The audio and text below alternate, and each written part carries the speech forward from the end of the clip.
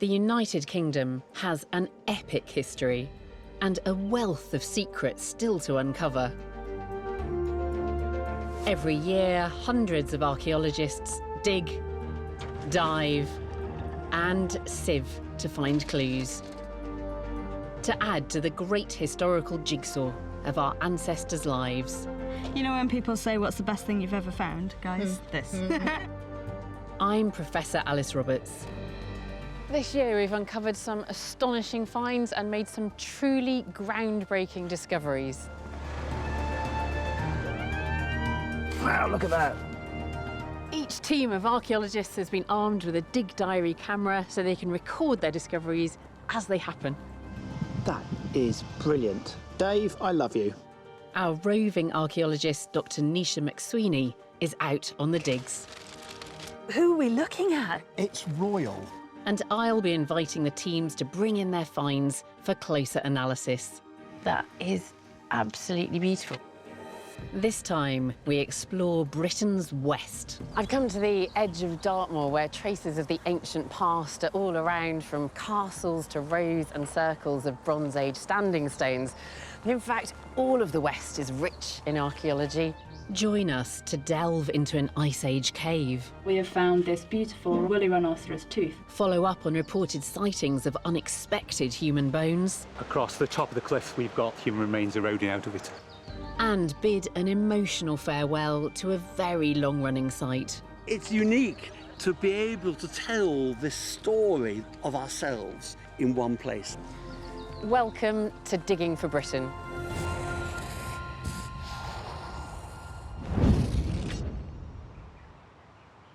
Our first dig takes us to the Cotswolds, an area with a rich seam of Anglo-Saxon archaeology, and the name itself is thought to relate to an Anglo-Saxon chieftain called Cod and his control of this territory of the High Lands, or Wolds, so Cotswolds. This dig takes us back to around the early 6th century. The exact location has been kept secret to protect it. A team of volunteers led by MOD archaeologist Richard Osgood is following up on the discovery of high-status Anglo-Saxon artifacts in a field.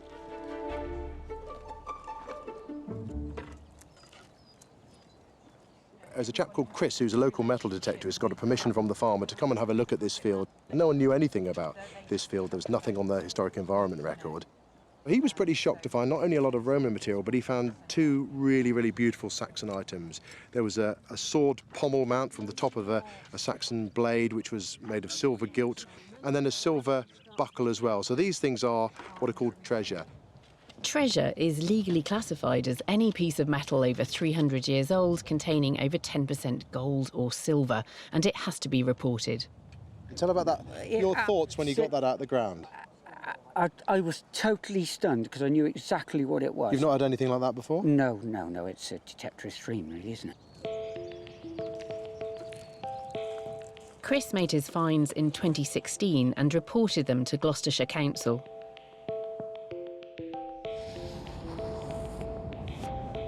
It soon became clear that he'd stumbled on a 6th century Anglo-Saxon burial ground.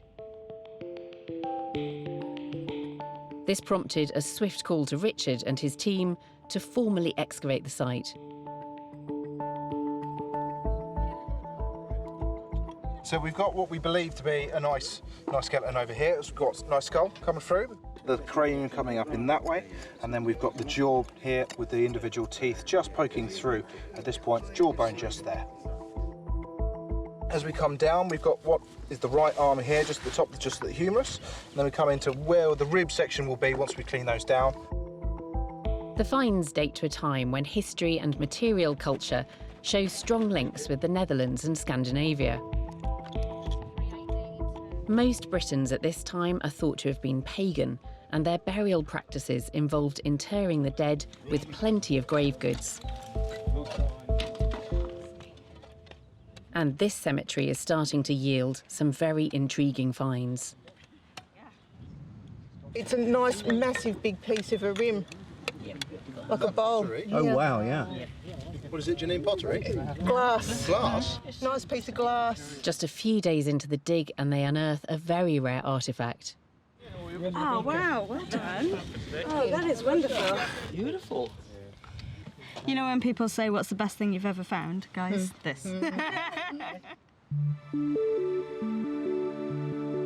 The raw material for this bowl may well have come from the Eastern Mediterranean, a major focus for glass production at this time. This exciting archaeological find is unusual, as glass is so fragile, it rarely survives. A bowl like this would have been precious, another indication of high status. Brilliant. What really amazes me is that this has been in the ground since the 6th century. It's really, really shallow up there. There's not much topsoil. It's been ploughed for hundreds and hundreds of years. And yes, OK, it's broken, but it's still survived.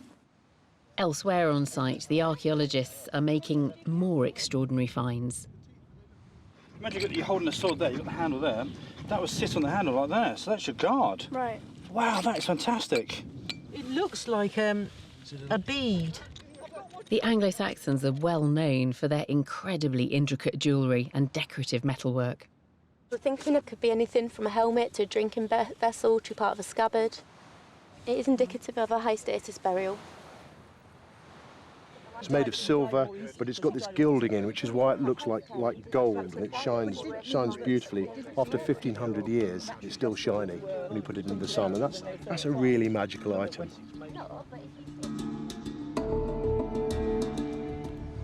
In early Anglo-Saxon cemeteries, the dead were typically buried fully dressed, with other objects included in the grave that still speak to us of their identity and status. What have you got now? We've got a knife. Yeah, I think what we've got, a knife which is just sat over the pelvis area here, but it's just sat on what is the left hip. So probably a dagger. Looks too small to be a spear. Yeah, it's certainly all happening here. I think we've got a very, very high status burial with a lot going on.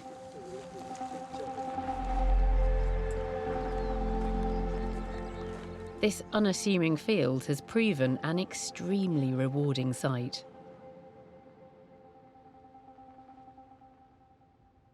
Richard has joined me to delve deeper into a couple of the burials which seem to challenge our expectations. This is photogrammetry of this individual, burial, is it? that's right. Yeah. The quality's that good, you can actually see some of the finds in the burial itself. You've got the, you see this circular item just here? Yeah, And yeah. that's this. Ah, is that a spindle whorl? Yep, that's right. It's really, really nice and tactile, big solid stone spindle whorl. And then just further up, Yeah. that's this thing. Ah, what's that? It looks like a toggle. Yeah, it's an antler, well, we call it an antler prong, but it's something we think probably used within textile working. It's got a suspension loop Yeah. for wearing just around your neck as part of the weaving process. And then what about those? They're beautiful. Are they beads? These are polished pieces of amethyst. And you can see they've also been pierced all the way through the middle for incorporation in jewellery. These are objects that you would associate with an Anglo-Saxon woman, but I'm a bit dubious, actually, whether this is a woman that we're looking at. So the first thing is that the bones are quite robust. There's chunky areas of muscle attachment, and then the pelvis, it's frustrating that it's so fragmentary, but we are getting the very top of that great aesthetic notch at the back of the pelvis. I'm saying kind of probable male with that. This is what's really interesting, is the jaw, because that's an incredibly prominent chin. And then on the other side, we've got the angle of the jaw, which is flared out. That tends to push me more in this direction of this being a male skeleton. That's right. So, yeah, so the sort of drinking vessels, swords, shields, spears, things that give you this real kind of macho and machismo feel. Yes, you expect them to be potentially male burials. But this one, if it's a male burial with female grave goods, really does sort of tip that on its head. And this is the other burial that we saw quite clearly in your film that I was really intrigued by, and particularly that. Can I pick it up? Yeah, if you do it very carefully, yeah, That's really light. It's so thin and fine, isn't it? We're wondering whether that is a Saxon dish or bowl, or in fact maybe a Roman piece of glass as an heirloom. Really? Wow. What's this here? This is an iron object, isn't it? That's the knife that we were excavating. And it looked really good in the ground, all intact, but it was held together by the soil. So that is the knife, and it had a leather belt which had little bronze studs and fittings that went with it around the waist of the individual. So this is what's astonishing about these Saxon graves, is you're looking at somebody who's buried fully clothed, and then with lots of other items around them which speak about their identity and their status. So yeah, all the attributes of a warrior burial: sword, shield, spear, and all this extra equipment. And then what's amazing about that is that this is a warrior burial. The individual in it was about 10 years old. So there's the top of the shin bone. And in fact, the very top of it is still completely separate. And then eventually, when it reaches its full length, it will fuse and these two bits of bone come together. So yeah, a growing individual. We're seeing exactly the same when we look at the teeth. These are the milk teeth. So those are the two baby molars, and they're about to be knocked out very soon by the premolars, so those two cusped teeth. You have to do all this objective archaeological science, but you can't help thinking about the people that laid that little body to rest. When you're excavating, you are the first people to see this since those that are grieving are putting them into the ground, and it's impossible not to project your own feelings and emotions into this. An amazing pair of burials that tell us interesting things about identity in this period, but will yield up more secrets as we apply more science.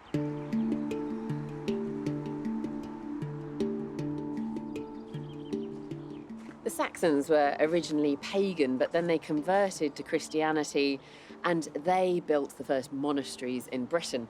In Shaftesbury, Alfred the Great founded an abbey with a nunnery alongside it, with his daughter Ethelgafu as the abbess. Archaeologist Nisha McSweeney went along to see the excavations at the site.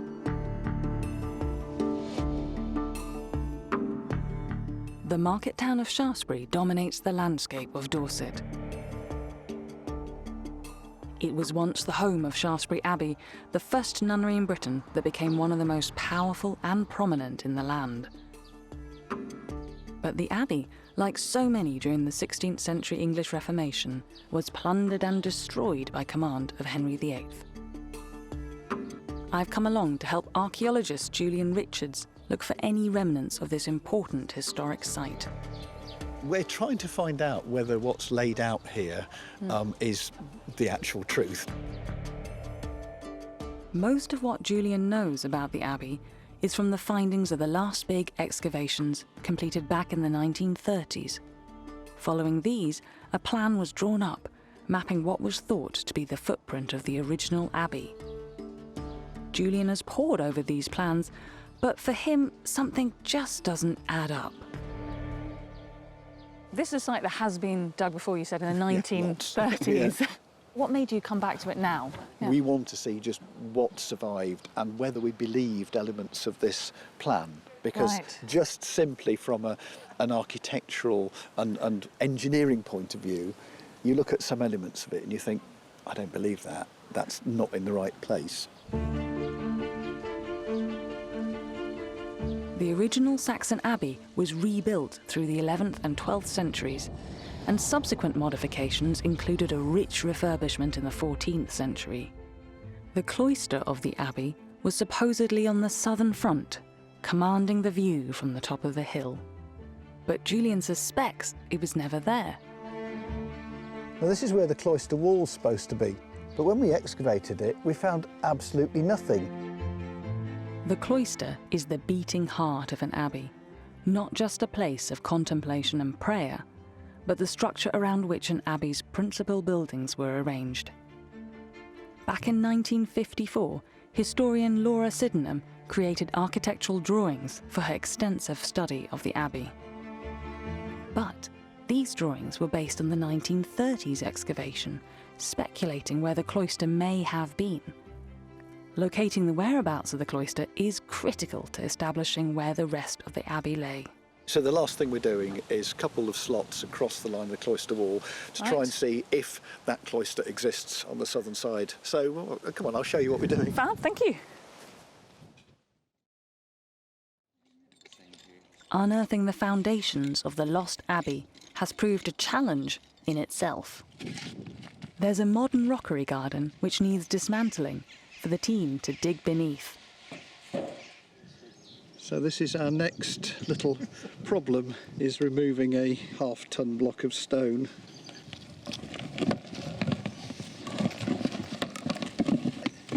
Well, it's the end of the first week of digging, and it's been very hot, and we've moved enormous quantities of soil. But we're starting to get to grips, I think, with the layout of the Abbey and what survives underneath these remains that were laid out in the 1930s. I think this is potentially where the wall is. It's not looking promising. As we dig, Julian's becoming increasingly puzzled. Have you found a wall? What does it look like? It doesn't look like a wall to me. Bizarrely, it basically looks like a shallow ditch. So we've got no Shallow wall ditch, here, no no wall. wall there. 3 metres beyond that, we have got a wall. But this isn't the continuous structure that we were expecting to find here, marking the edge of the cloister. Okay. It's just a ditch. I'm trying to dig another trench over there. Julian's suspicions about the plans are becoming more compelling. The trenches they've dug are not giving him the answers he's looking for, so he decides to expand his initial dig outline. In pursuit of the cloister, the team have come across some telling features along the way. So these cracked and worn tiles are part of the 14th century floor of this part of the church, worn by the feet of hundreds, thousands of people who've walked over them. And also you can see here, they dip down. This is because they're sinking into a grave that runs in this direction, because this part of the church will be where important people were buried. The Abbey, profiting from royal patronage as well as being the site of St Edward's Shrine, became very prosperous. Over the centuries, it acquired huge estates in the surrounding area. It was said that if the Abbess of Shaftesbury married the Abbot of Glastonbury, they would be richer than the king himself. This made it a prime target during the dissolution of the monasteries. And in 1539, on the order of Henry VIII, the last abbess signed the deed of surrender. The lands were sold off, and this great symbol of Roman Catholic power was demolished. Julian's keen to show me the spot where just the week before there was a surprise find that paints a vivid picture of the Abbey's tragic demise. The end of the Abbey. What evidence have you got for what happened here on the ground? Well, I mean, this is the bit really that I suppose gives you a very graphic idea of what happened, because this is where one of the massive pillars stood that supported the central crossing tower. But they've taken out every last bit of usable stone. But what amazes me is that what came out of that in this corner, they didn't want that. This fella. Who are we looking at? We don't know who it is. We can't work out which Male, king or female, queen. king Well, we or don't even work out because the hairstyles are very similar. Yeah. It was an amazingly exciting find, you know, not just from the point of view of it being a beautiful object, but it does tell us something about how this part of the church, which was the junction between the nuns' private part of the church and the more public part, looked like.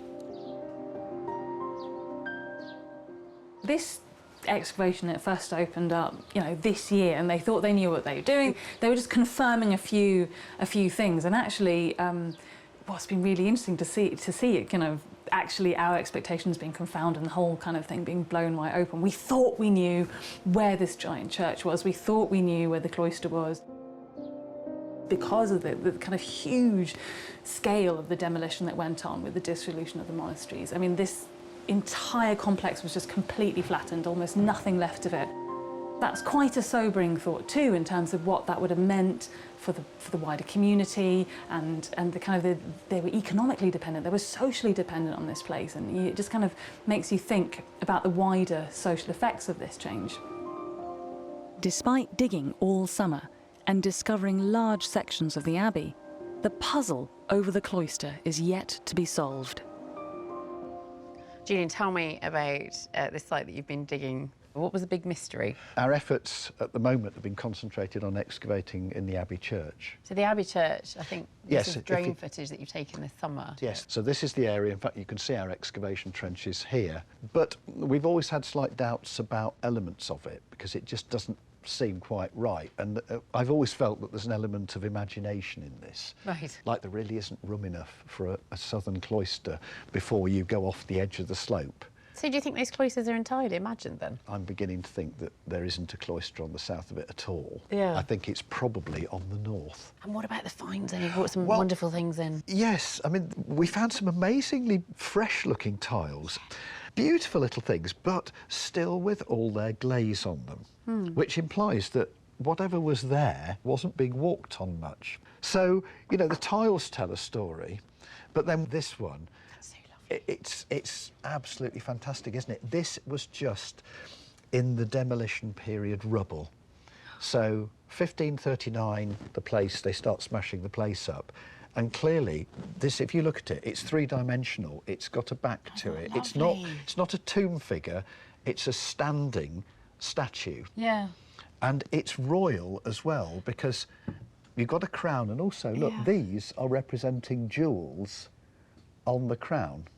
We think it's male. It looks a bit like some statues of Edward II, but we need to research this a bit more. Yeah. So that was a fantastic find. And what about this lovely bead? Well, one of our volunteers was digging and said, I found a plastic bead. And I said, no, you haven't, because you're digging a medieval deposit. So is this jet? It's jet, but it's such a big bead. If it was part of a rosary, to me, the story that, you know, that object might be able to tell, you know, was this a nun being ejected from there, you know, her rosary broke? Because this obviously just sort of fell into a corner and then has ended up in the rubble. But, you know, to me, it's the story that an object like that could tell, you know, if only it could talk.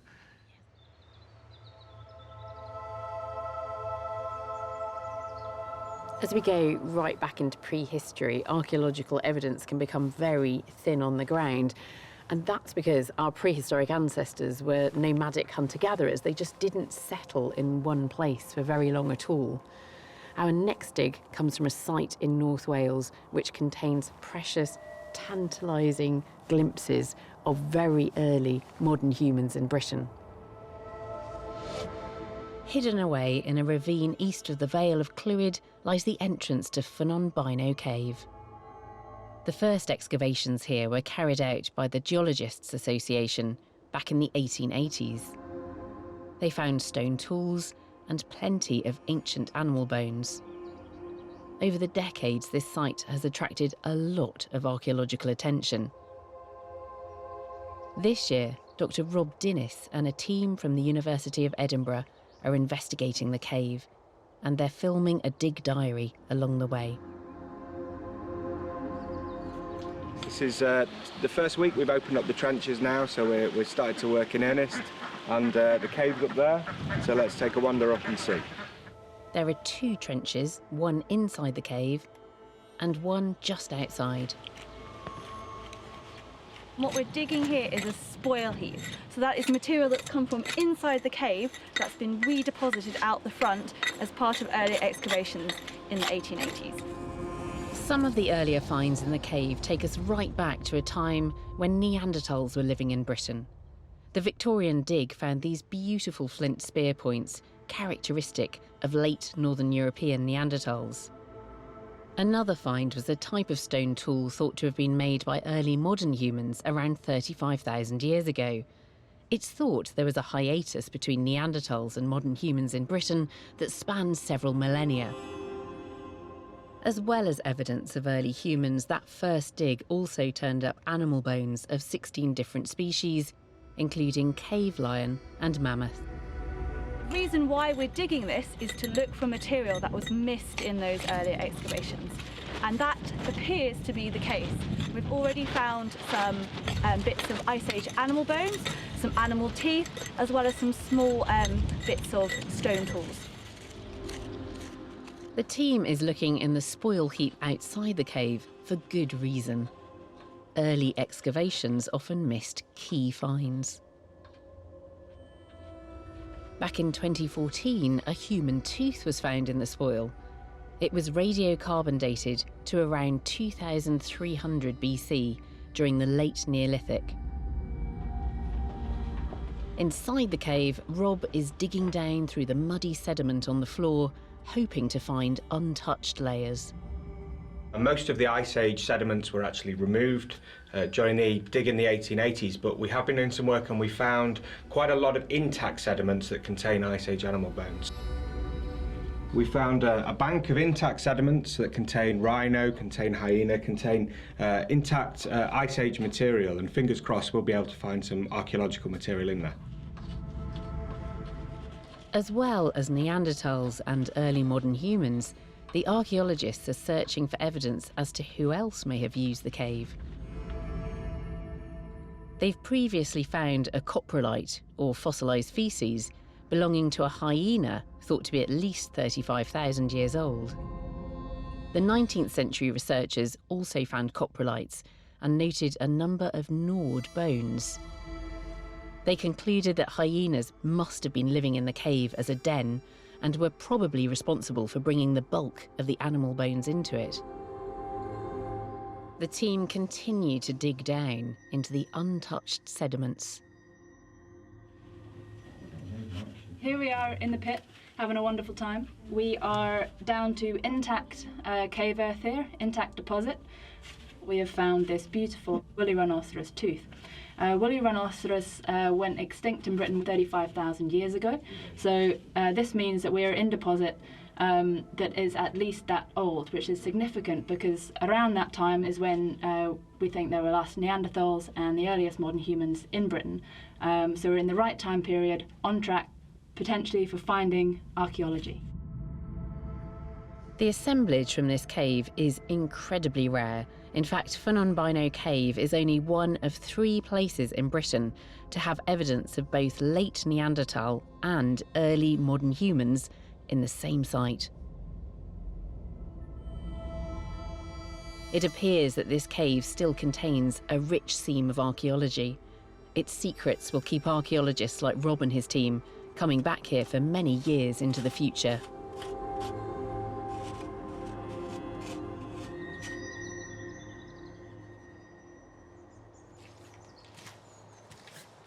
Most archaeological excavations tend to take place over a single block of time, particularly if they're related to construction and development. University excavations, on the other hand, usually take place over just a few weeks in the summer, but the archaeologists will keep coming back if there's plenty to find. One such dig near Bristol has turned into a real labour of love. It's been going on for well over a decade and is now just coming to a close. Just north of Bristol, close to the mouth of the Severn Estuary, sits beautiful Berkeley Castle. It's the oldest building in England, still inhabited by the same family, whose ancestors began building it in the 11th century. In 2010, Digging for Britain was on site with Bristol University archaeologists who wanted to understand what was happening here before the castle was built. This year, we return to Berkeley with Professor Mark Horton and Dr. Stuart Pryor, who are searching for more evidence of the origins of this site. It's unique to be able to tell this story of ourselves in one place, and here in Berkeley encapsulates that idea. When they first started their dig, they suspected the site had been home to an 8th century Saxon minster. But the scale of the monastic settlement proved much greater than they imagined. The amount of archaeology exceeded expectations and has brought them back year after year to explore the minster buildings and boundaries. So this is the famous Berkeley excavation, and it is a veritable slice through history.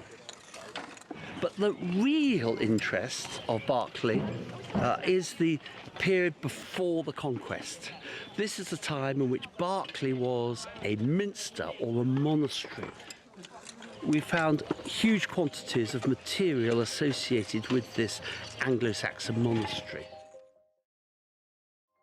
A minster is an important church often accompanied by a collection of monastic buildings. A place of prayer, but also a place to live and work for monks and nuns.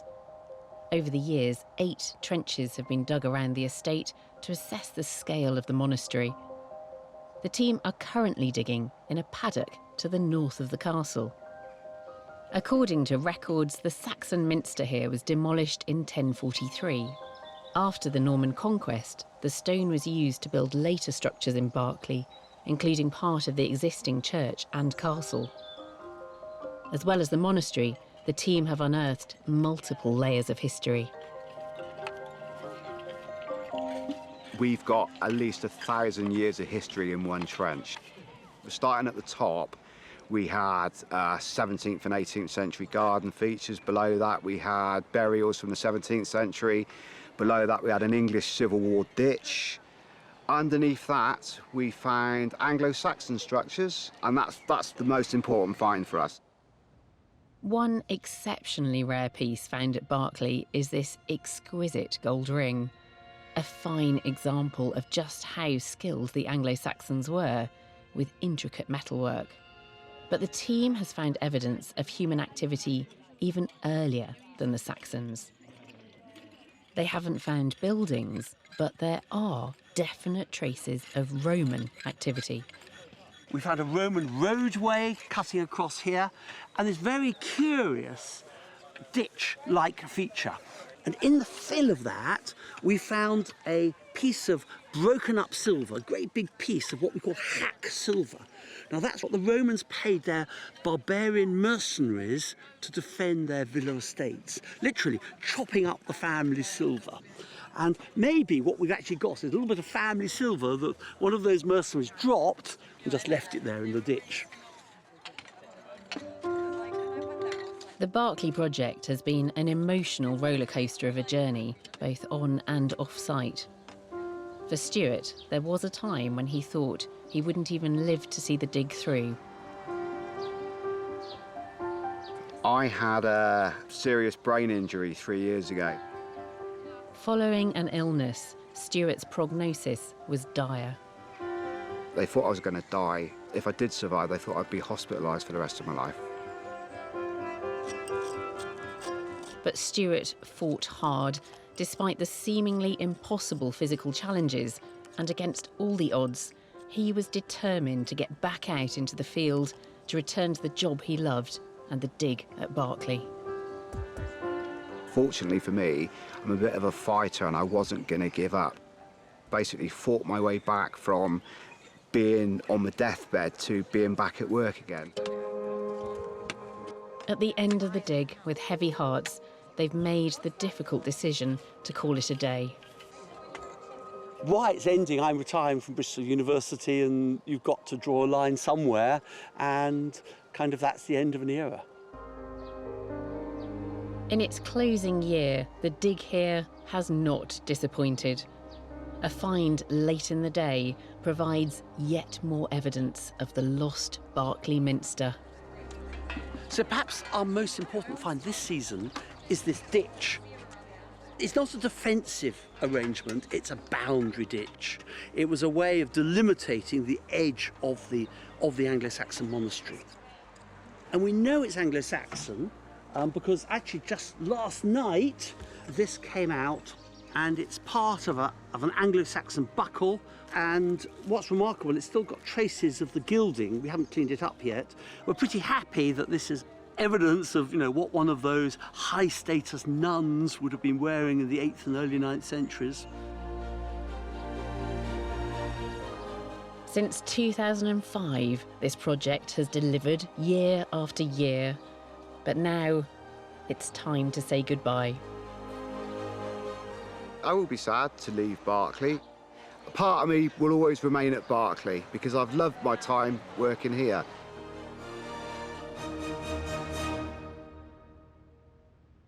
So tell me what you've found then. Summarise this kind of 15 years of digging? So essentially, we were looking to prove that there was actually a minster at Berkeley, because nobody even knew when we started that there was actually the minster at Berkeley. What do the finds tell you, and why do they make you think that this was actually a minster? So, you know, we've got evidence for probably maybe a scriptorium.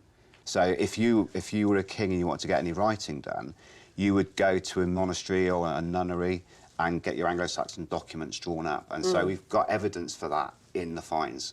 So we've got this lovely little thing here, which is the astle. So an astle is a pointer for, well, keeping your place in a book, isn't it? That's right. You can see there's a little Celtic cross in there. So here it would have attached onto a bone pin. Yeah. And then when you get to the end of your page, you use the little round bit to turn over your medieval vellum parchment or the page. So that's a beautiful object in its own right, but it's telling us something really important about Berkeley. It's telling us that there were people reading and writing. Reading and writing. Yeah. Yeah, so it's a long-standing, powerful religious community. What kept you going back? We just didn't get to the end of all the... I mean, you keep going down and keep going down normally until you run out of archaeology. And we haven't. We've got pottery, we've got metal artifacts, we've got all sorts of things that are Roman in origin. We've got a tiny little scalpel. Oh, yeah, can I have a look? Yeah. So would that have been used surgically, do you think? I think surgically, or at least in some sort of bathroom kit. So if you're chopping up your makeup and you know, that sort of thing, or herbs and spices. Lovely. Yeah. And what about that pin? Is that I think that's almost certainly a clothes pin. But you can see under the camera there. Oh, the head of that is really ornate. But yeah, it's you know, for holding your clothing together before buttons were invented. And then you've got strap ends. Yeah. Come look at that one. That's one of my favourite finds. It's like a little dragon's head. You can just see where the strap would have fitted. That's amazing. Oh, yeah. Yeah. The Anglo-Saxons did love hiding little animals and faces and things. That's it, yeah. And then next is one of my favourite finds, which my students gave the name of the Berkeley gnome. And if you put it under the camera, you can see it's a little face. It does look like a gnome. Yeah. So imagine a crossguard on a dagger. Yeah. Yeah. On either end of it, you've got one of those little terminals. Right. Yeah. And we've got an arrowhead. Yeah, that's almost certainly 15th century, I think. You know, imagine being shot from the castle walls from one of those. So you've got find specialists. Yes, they're looking at all of these now, poring over them, trying to work out what they all are. So we've got 15 years of research findings trying to work out exactly what they all are. Yeah. You know, for our final report. And then it brings us right up to our 1980s builder's Casio watch, or gardener's Casio watch. A very precious archaeological item, that, Stuart. Well, we do total collection, so our students pick up everything they find, you know. So if it's in the trench and it's buried, it's a find. Yeah, you know? It was in the ground. It was in the ground, and somebody lost their digital watch, and one of my students found it. Very beautiful thing, Stuart. Well, you know, in 200 years' time, I'd have never seen one before. Yeah. And they're mystified as to what it was, yeah. They'll be able to get it out of the collection at Berkeley Castle. That's it, yeah, absolutely.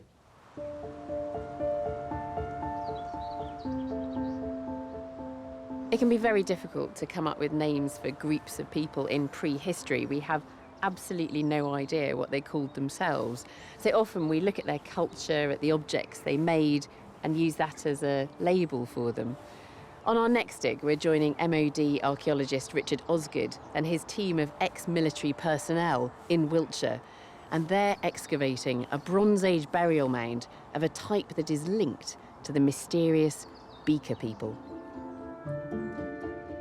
This burial mound lies just 5 miles from Stonehenge on Salisbury Plain and is known as Barrow Clump. We're now at the site of the last of the protected burial mounds at this part of Salisbury Plain. What I'm hoping to find in this trench is anything that is put into it that will relate to the early Bronze Age. This site never fails to deliver. Each year, there's been one really incredible story that's emerged. I'm really optimistic that we might, in this instance, be privileged enough to see a Beaker grave.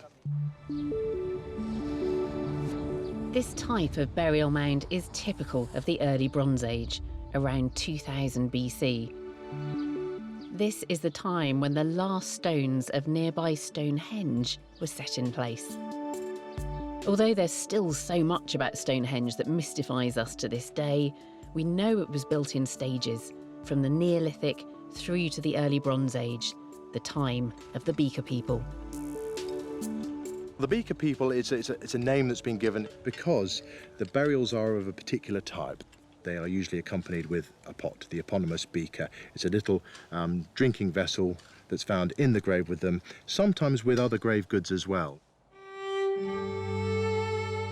Most of our knowledge of these Bronze Age people comes from their graves, which often contain these distinctive beakers. Particular styles of vessels help with dating and show how traditions spread. The earliest known bell-shaped beaker pottery comes from Portugal and Spain, but then the style spreads north. Within 100 years, these beakers appear in Britain.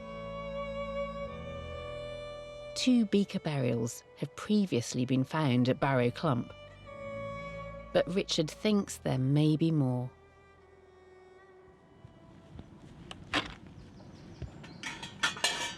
And it's not long before the team starts to uncover human remains. Well, the jumble of bones is a jumble of bones, but it appears quite likely that this jumble of bones is a secondary feature. Beaker burials are typically found under the centre of a mound, often surrounded by a large ring ditch. This would have been dug out by hand using tools such as antler picks and cow shoulder blade shovels, tools often found left behind in the ditches. Some mounds would be reused for secondary burials. These bones are most likely to be from a later time, not a beaker burial, as they're so shallow.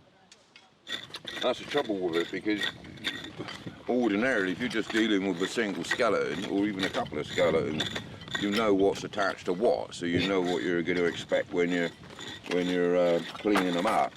With this being a total jumble, you've just got to be very careful, because you don't know exactly what you're going to find.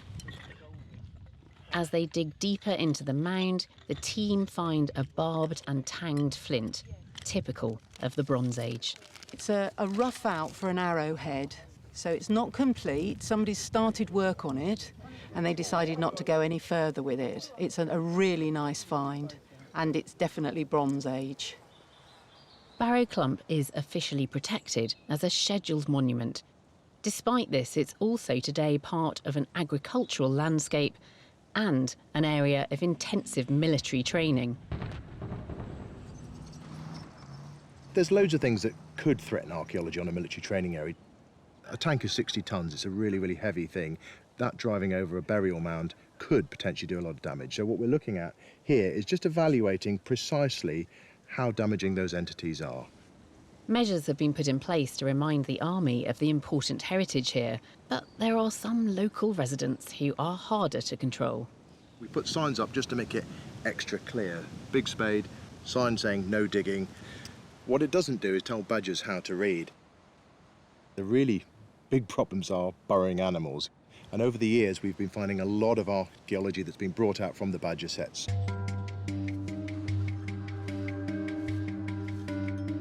Meanwhile, the team has worked their way down to what they believe is the centre of the burial mound.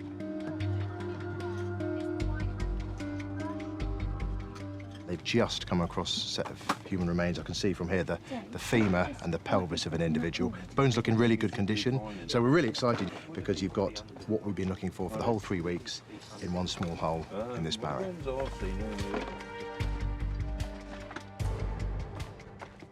Archaeologist Dorothy Griffiths was first to find the bones.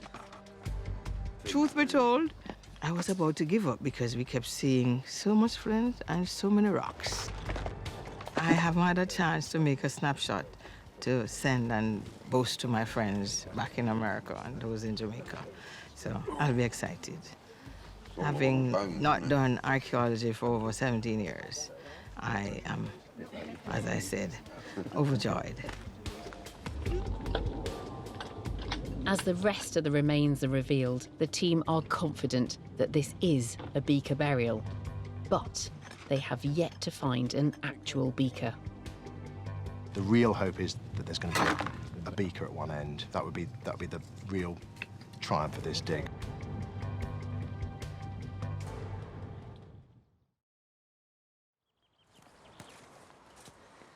Now the dig is finished, the finds, including the bones, have been carefully packaged up and taken off-site.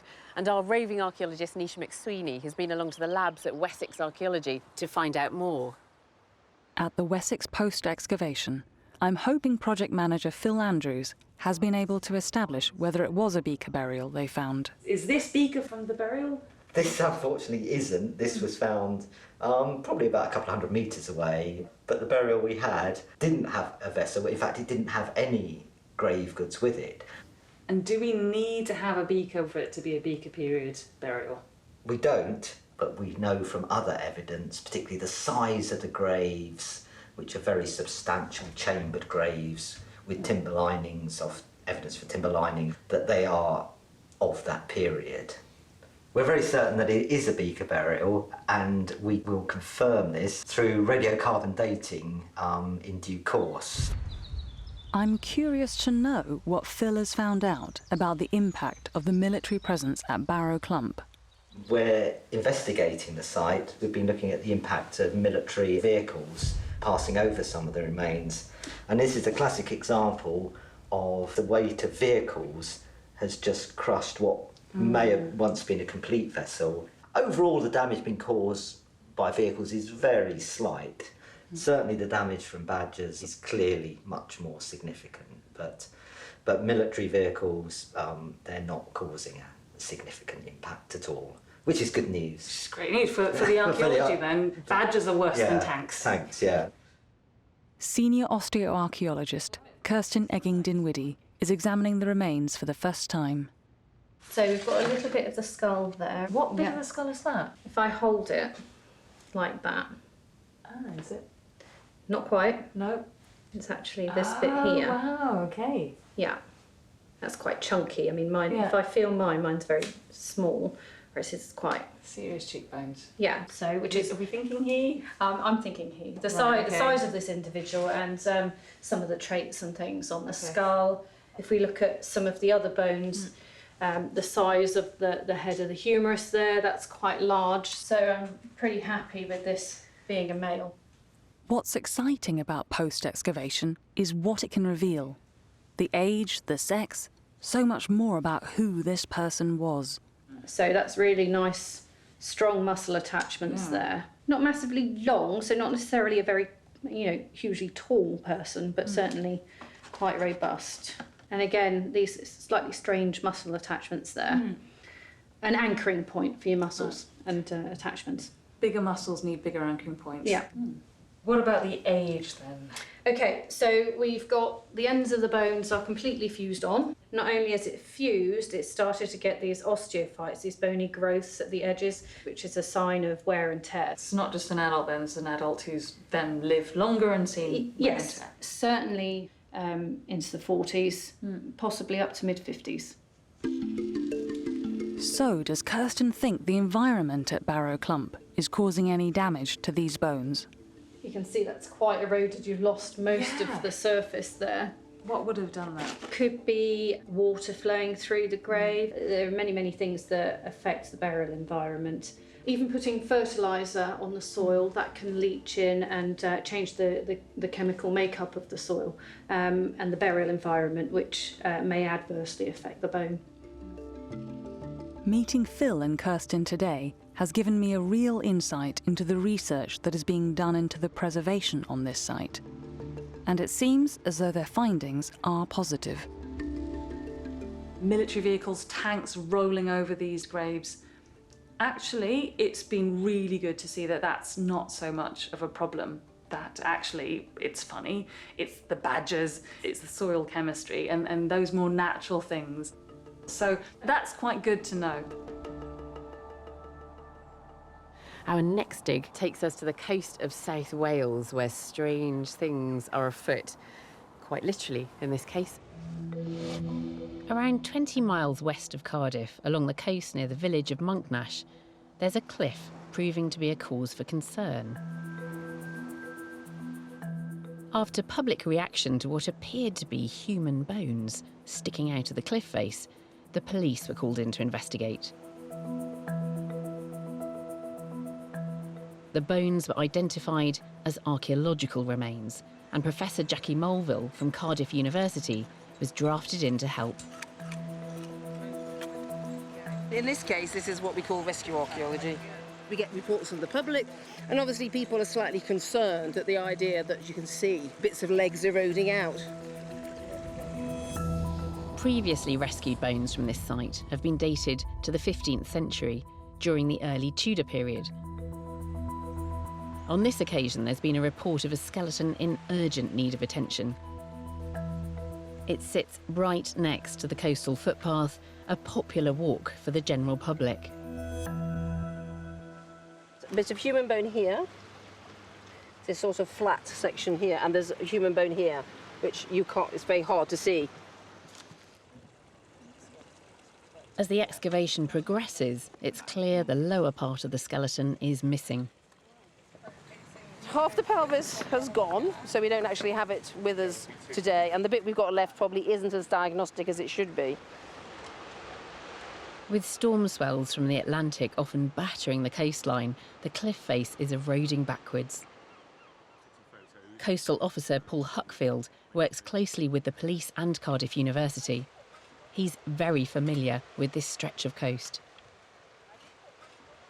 Across the top of the cliff, as you can see now, we've got 1, 2, 3, maybe 4 grave cuts with human remains eroding out of it.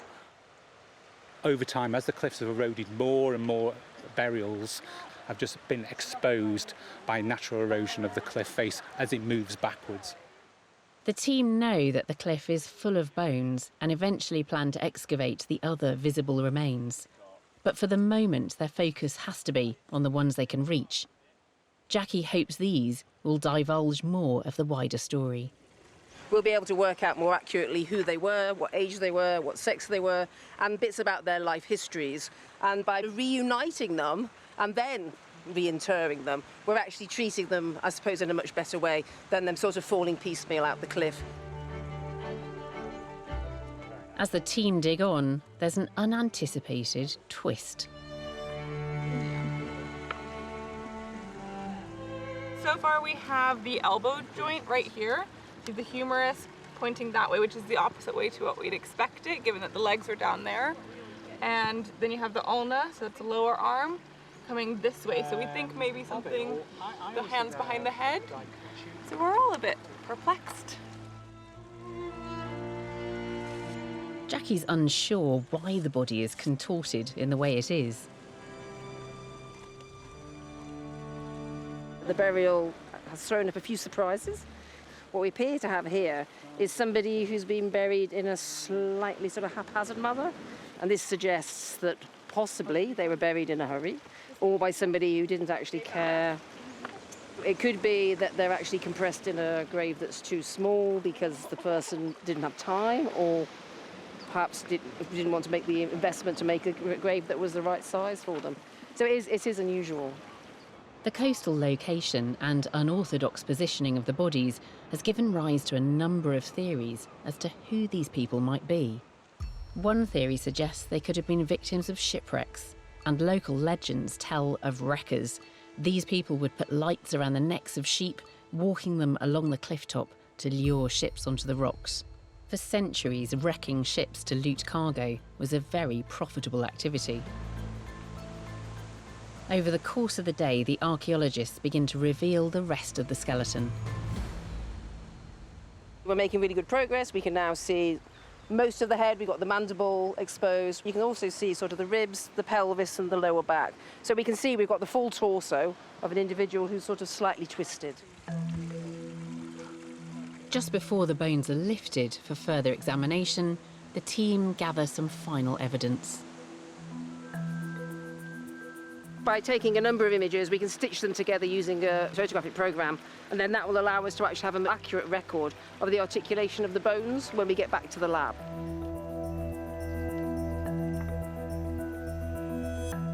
These burials seem to be part of an unknown graveyard, or at least there are no marked graves up on the top of the cliff. No, so there's no marked graves, but people have been found for decades, really, sort of since the 1980s.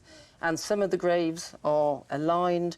There's even some graves which have sort of disarticulated human remains and that are a little bit further back from the cliff. So we're kind of like, well, who are they? Why are they there? And you've got a lovely 3D photogrammetry of the skeleton as you were excavating it. Yeah. What you've got is somebody whose arms appear to be above their head, and then their head is turned sort of to one side. So the other burials that have been found further along the cliff, they're all interred with their hands sort of down their sides. So this is an anomaly. Right, OK. OK. And then we're missing the entire bottom half of this individual. Presumably that has just eroded out of the cliff. Well, we know it was there because a member of the public sent in a photo and you could see sort of, you know, the bottom of the legs. Yeah. Ethically, you kind of want to reassemble them, you don't do, you know. So you think this is a young individual, isn't it? Yeah. The top of the humerus here, the epiphysis is completely unfused. So that was still growing. And then if I look at the teeth, the first molar is through. That comes through on average age 6. Second molar comes through around 12. And I can see down in there the wisdom teeth still nestled in their crypts. So you are probably looking at somebody who is a young teenager. Yeah, but around that time, young teenagers, you know, you could be treated as an adult, really. You know, you would be in employment around that time. Yeah, it is tricky, isn't it? Because with young men or boys, they haven't developed the kind of robusticity of the skull that we see later on. But that is quite a squared-off chin. But this is quite a sort of feminine smooth. face. Nice smooth. With the forehead coming down to the nose there. We think it's a teenage boy who's been inserted rather strangely in a grave. He's at a different level to all of the others. Yeah. The others are all male. Yeah. So who are they? And why are they all male? So obviously there's some fantastic stories about smugglers and pirates and things. And in fact, there's a fantastic story that the pub, which is actually now built of part of the sort of monastic grange, used to be a mortuary for shipwrecked sailors. Really? Yes. And we know there were shipwrecks around that point. Whether they were caused by the wreckers or whether they were just natural shipwrecks, we don't know. And I mean, there's quite a lot of, I suppose, accounts of shipwrecked people not being buried in consecrated ground, but actually being buried quite close to the edge of quite close to where they're found by the sea. It's tricky because it's all kind of circumstantial evidence at the moment, isn't it? It is. You know, we know there were shipwrecks there. We've got this intriguing story about the pub being a mortuary. Yeah. So what about further analyses on this skeleton? What are you going to try? So we're going to try and find out sort of where they lived and sort of what they ate, really. Essentially, the more sort of analyses you do, the more sort of a complex picture you build up of somebody's life. Yeah. So you don't know. I mean, you know, Britain's an island full of, you know, rich archaeology. We will continue to find more and more coastal archaeology because of climate change, storminess, you know, and all of those things. So it's important that we have good mechanisms and we get the public on side, actually. Because, you know, I always think that there's these sort of lost souls. Yeah. We should be bringing them all back together. And if anyone does know where his legs are, yes, bring them to Cardiff University. Please bring them back. Yeah.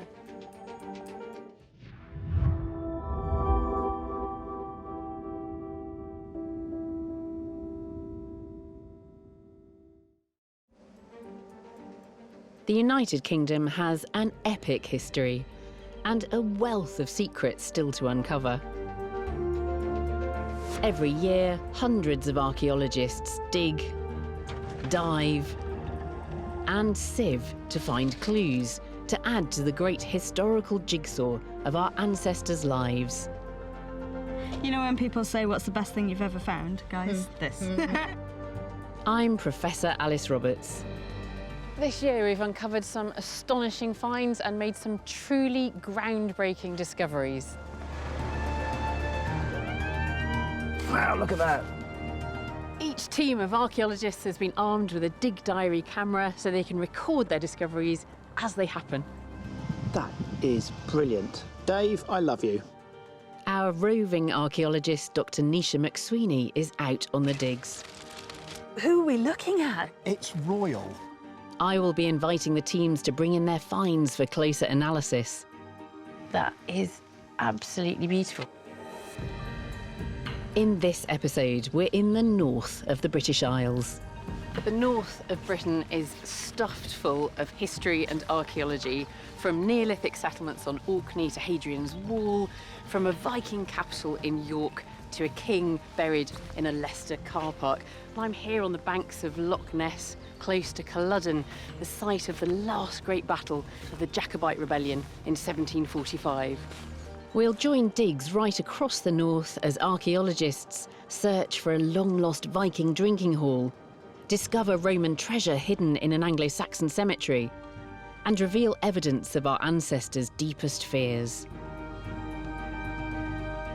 Welcome to Digging for Britain.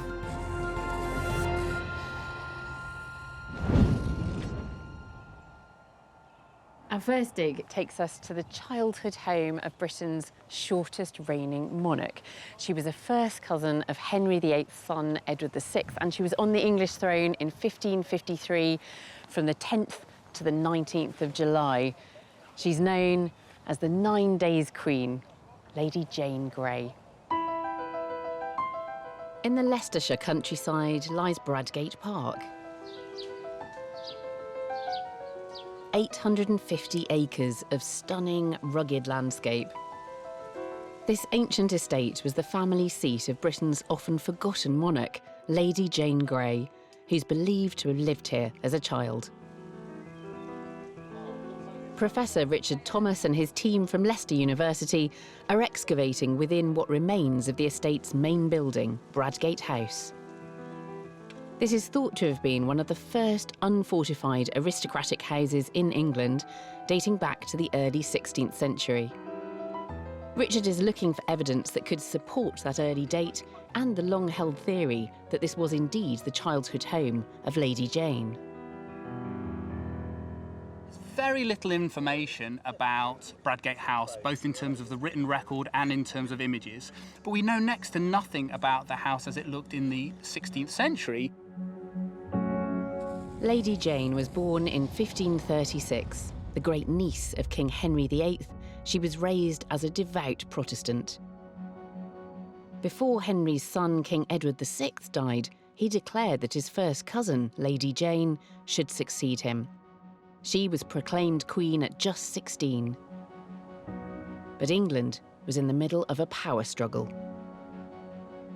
There was a lot of turmoil over different religious sides. So Henry VIII sets up the Church of England, but there's still quite a strong Catholic following in England at the time. So there's a lot of tension between the two sides, if you like.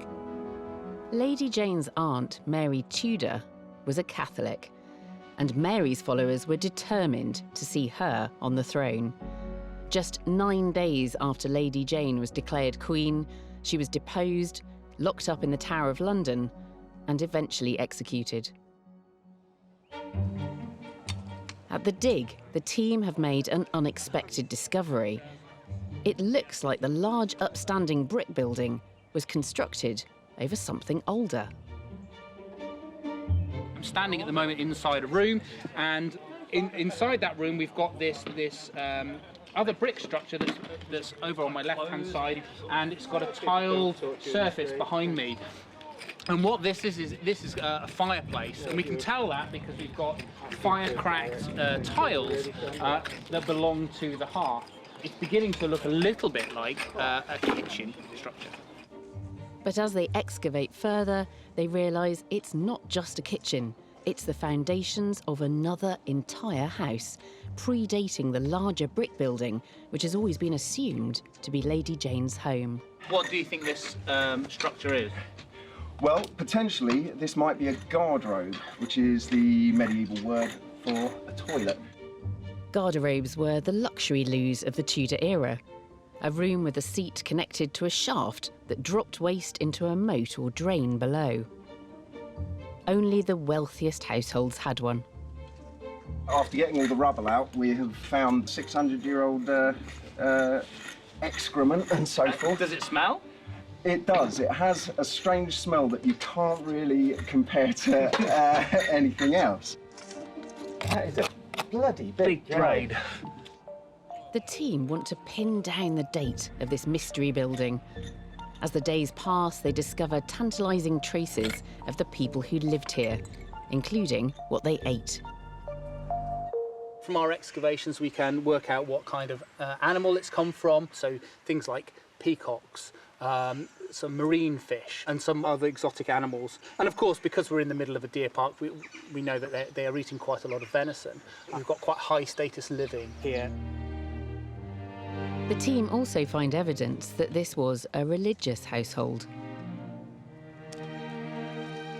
So I think one of my favourites has been this. It's got a decoration on that appears to be Adam and Eve and the Garden of Eden. And then you've got the apple tree, and then you've got you can see the snake curling around the trunk of the tree. Known as a pilgrim badge, tokens like this often depicted biblical stories or saints and were worn by the devout. This land was owned by the Grey family long before Lady Jane was born, but it's not yet clear which generation of Greys lived in this earlier structure. The team are looking for clues to show exactly when this older building was in use. And halfway through the dig, they have a breakthrough. This morning when we were clearing away some of the demolition layer in this area, however, we uncovered a sovereign penny, minted during the reign of Henry VIII. So we don't know the exact date of minting, but somewhere between 1509 and 1547. That's important because that gives us a date somewhere in the sort of early to mid 16th century. We can say with some degree of confidence that these walls came down sometime in the first half of the 16th century. This tiny coin suggests the older building was in use when Lady Jane was a child.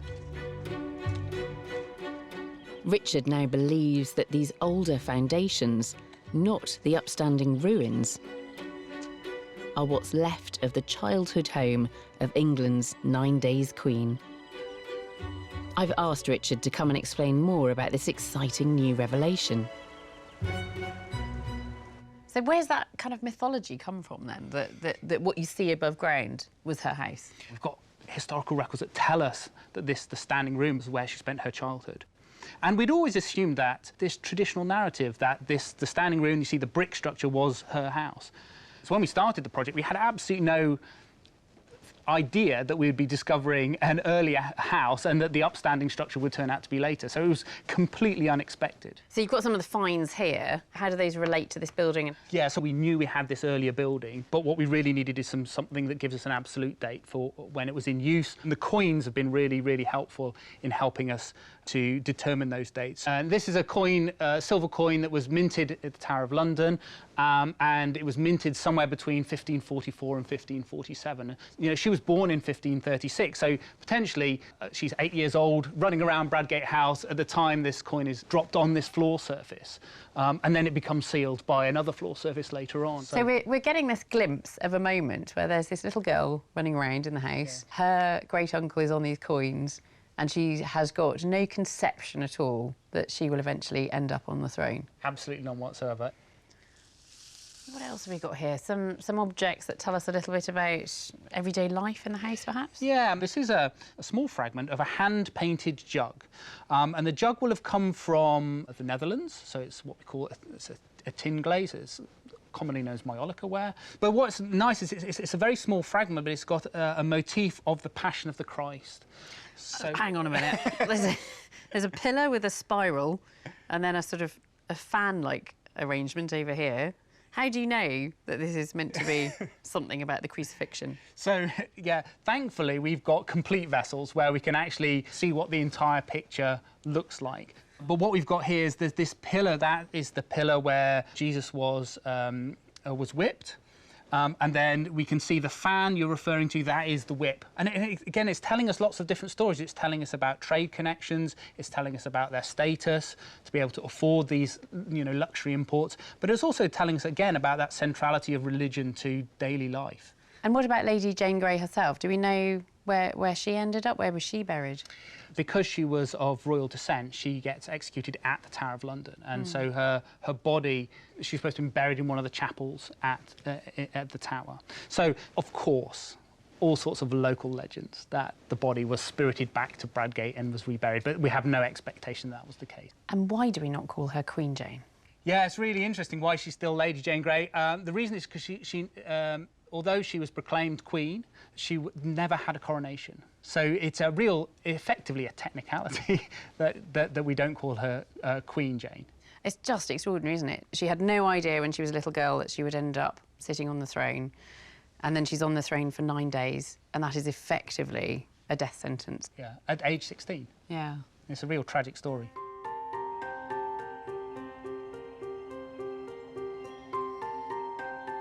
Now we travel to Northern Ireland, where archaeologists have discovered the cemetery of a Victorian workhouse. Now, the 19th century was a pivotal time in Irish history, a time of great hardship for many, where poverty and disease were made even worse by the Great Famine. Our roving archaeologist Nisha McSweeney joins the excavation. I've come to the small county downtown of Downpatrick, where archaeologists are excavating on the site of a Victorian workhouse built in 1842. By the mid-19th century, there were almost 2,000 workhouses across the United Kingdom of Great Britain and Ireland. They were designed to house and feed the poor in exchange for hard, physical labour. In Downpatrick, the land connected to the poorhouse is now needed for access to a new school. But the site contains the workhouse's cemetery, so a specialist archaeological team has been brought in to excavate and document the burials before they can be carefully reinterred nearby.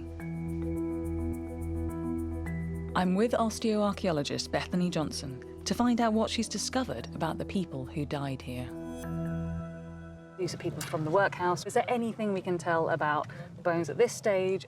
As we're taking the bones out, it has become quite obvious that, forgetting how they're actually being preserved in the ground, they're not as robust as you would like. These people were malnourished. The bones sort of reflect that. The poor in Ireland relied almost solely on the potato to survive. In 1845, an aggressive plant pathogen known as the blight decimated crops throughout the country. This was the beginning of the Great Famine. The potato blight stretched workhouses like these to the limits. The diet would have been quite limited, really, and they probably weren't actually meeting their calorific needs. Documenting all the individuals buried here has been especially difficult because many of their remains had been found mixed together. So, Bethany, can you just tell us what we've got here? Here we have an exposed grave cut with at least 2 individuals. So you can see we've got 2 skulls at the top end here, one lying on top of the other, and then we have the rest of the bodies basically intermingling. So were these 2 buried in a single grave? What's happening is the coffins are actually collapsing in on top of each other. So 2 coffins stacked on one another, Exactly. The wood rots, and then the skeletons fall through. Actually, they've been buried with dignity. Somebody's made the effort. They to are, put them in exactly, coffins. and it would have been really important for the people that they knew that they were actually going to be buried in a coffin. So what's the maximum depth that they've been stacked? Just in the far corner here, I think we had 8 individuals. 8? Yes.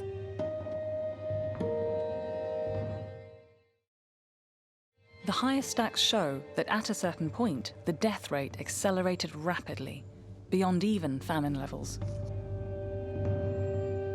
The cause was known as famine fever. In 1847, just 2 years after the famine struck, a deadly combination of relapsing fever and typhus ripped through Downpatrick and the workhouse.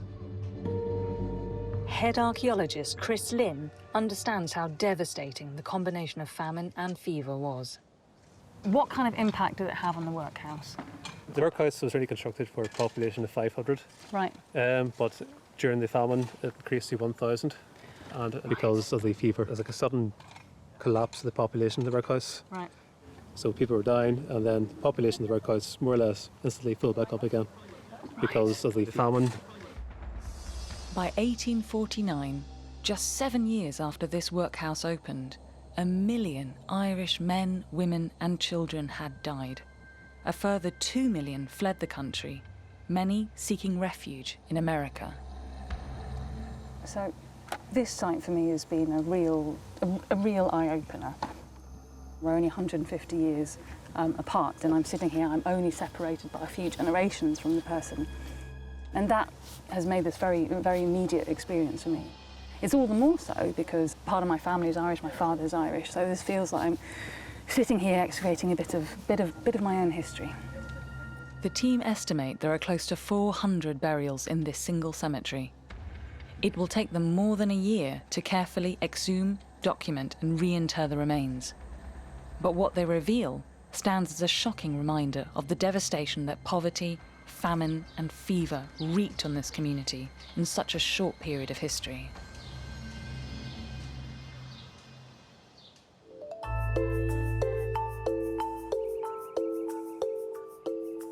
Our next dig is a very old site with a modern twist. Archaeology is a detective story. We're looking for clues, piecing them together, trying to understand past events, working out what those societies were like, getting inside our ancestors' minds. Sometimes the clues are hidden in plain sight and it just takes a keen eye to recognise them.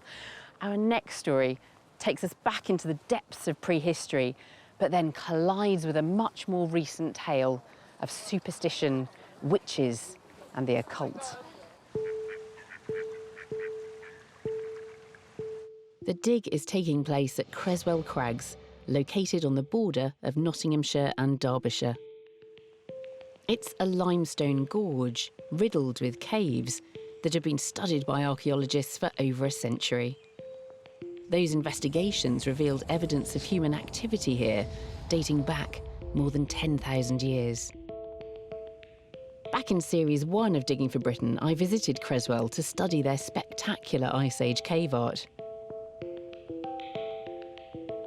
Today, a small team of archaeologists from the University of Sheffield are conducting a new investigation into a more recent period of history here. They are digging outside the caves, where a medieval village once stood. We're looking in a non-cave context because nobody's excavated outside the caves yet. We know from maps that there were some structures at the east end of the gorge, and they were there until early 19th century. And there was a fairly obvious hint that there might be a building here in the form of that arch there. So we put our trench here. We thought that we might get part of the a bit of the post-medieval settlement, and who knows, if we can get down far enough, maybe even some earlier stuff. So by conducting an archaeological excavation there, we might find some material that gives us some insight into the people who lived here. The village was occupied from medieval times right up to the 18th century, but the team's initial finds date from much earlier. This is a flint blade tool or a flake. It looks to be a Neolithic blade, or a Neolithic flake, if you like, which is interesting because it's much older than what we thought we were going to find in that structure. It's a reminder that the archaeology here at Creswell spans this immense period of time. Most of what we know about Creswell comes from the work of amateur archaeologist Albert Leslie Armstrong, who led a series of digs in the 1920s and 30s. Armstrong is famous and notorious. He was an early archaeologist that was very interested in the Paleolithic in Britain, and he pretty much identified the Paleolithic in Britain. The bad thing is that the techniques for excavation at that time were picks and shovels and wheelbarrows, and not the kind of control that we like these days. Unfortunately for the team, their finds tell them less about the lives of the 18th century villagers and more about Armstrong's early 20th century methods. The first one we found was this bottle cap, which actually has a date on it, which says 1933 on it. And obviously Armstrong's dig was in the 1930s. And over here is a George V coin. Obviously George V died in 1936. So this, again, fits perfectly with Armstrong's dig. The reason for this renewed interest in the lives of these villagers at Creswell is thanks to an incredible revelation announced in early 2019 about something that had been right under Armstrong's nose all along.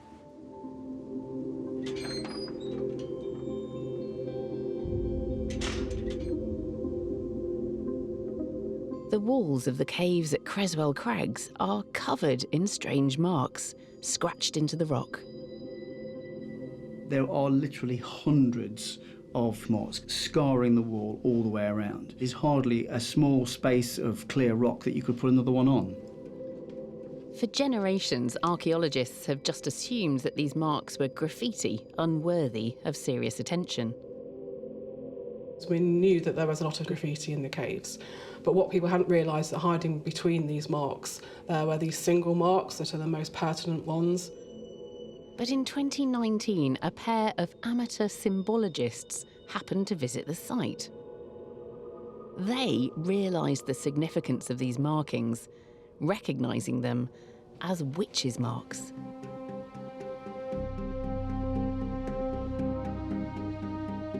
We realised that they were quite important because there were so many of them and they were in such a concentration in one particular place. So we knew there was a story to be told here. Witches' marks, or apotropaic marks, from the Greek meaning to turn away, were used by fearful locals to ward off evil spirits. King James wrote a treatise called Demonology, which set out ways in which witches could be feared and witches could be seen and found and how they infiltrated houses. James I believed that witches existed and were responsible for many of society's ills. His 1597 treatise on demonology described different sorts of demons and witches, and he was personally involved in witchcraft trials. A belief in witches persisted right up to the 19th century. The most common mark at Cotswolds is the conjoined V, which refers to the cult of the Virgin and the Virgin Mary. We sometimes find marks of Christ's name. One that we find is the IX, and this is known from other cave contexts and from churches and buildings as well. We've also got a 1718 and a 1717, which is right in the middle of the period that we think that these probably date to. And further down the tunnel on the right-hand side, we've got possibly our oldest date of all, which is 1505. The dates place the marks within the time frame of the village, and they're particularly concentrated in one area of the cave.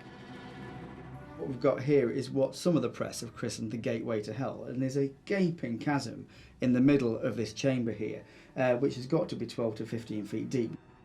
There may have been a draft blowing through that hole, and evil spirits are meant to follow flows of air, so it could have been that was concerning them.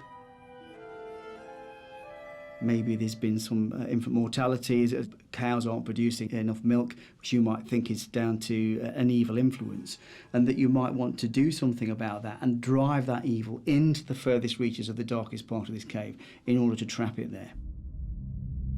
It turns out that the most compelling evidence of the villagers themselves has been hiding in plain sight, inside the caves, all along.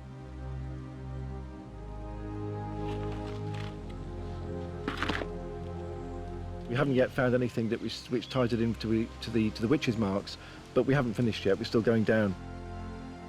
The excavation of the village is only in its early stages, but the real revelation this year has been the discovery of these witches' marks, a rare glimpse of the beliefs and superstitions of the villagers who once lived here.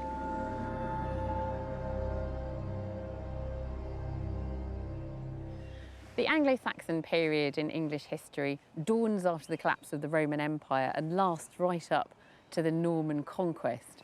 We learn a lot about the Anglo-Saxons from their burials, in particular the grave goods. We learn about the clothes people wore, the objects that they found precious, and the way that they constructed their identities. Now a dig in Lincoln is focusing on Anglo-Saxon death in order to shed light on those past lives.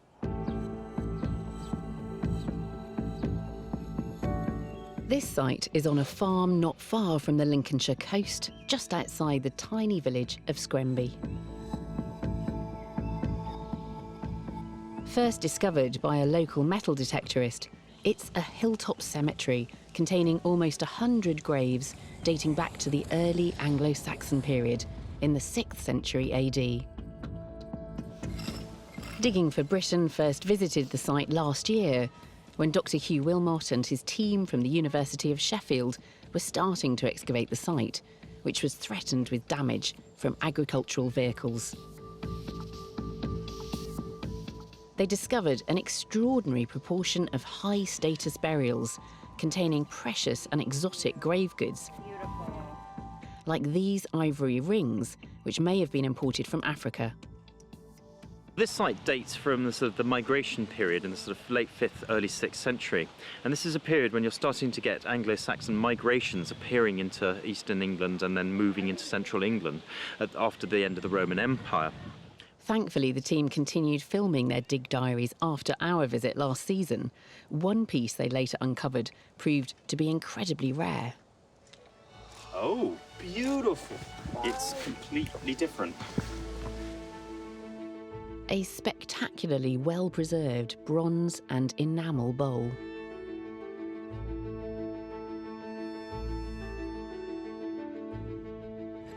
The team have returned this year to complete the dig.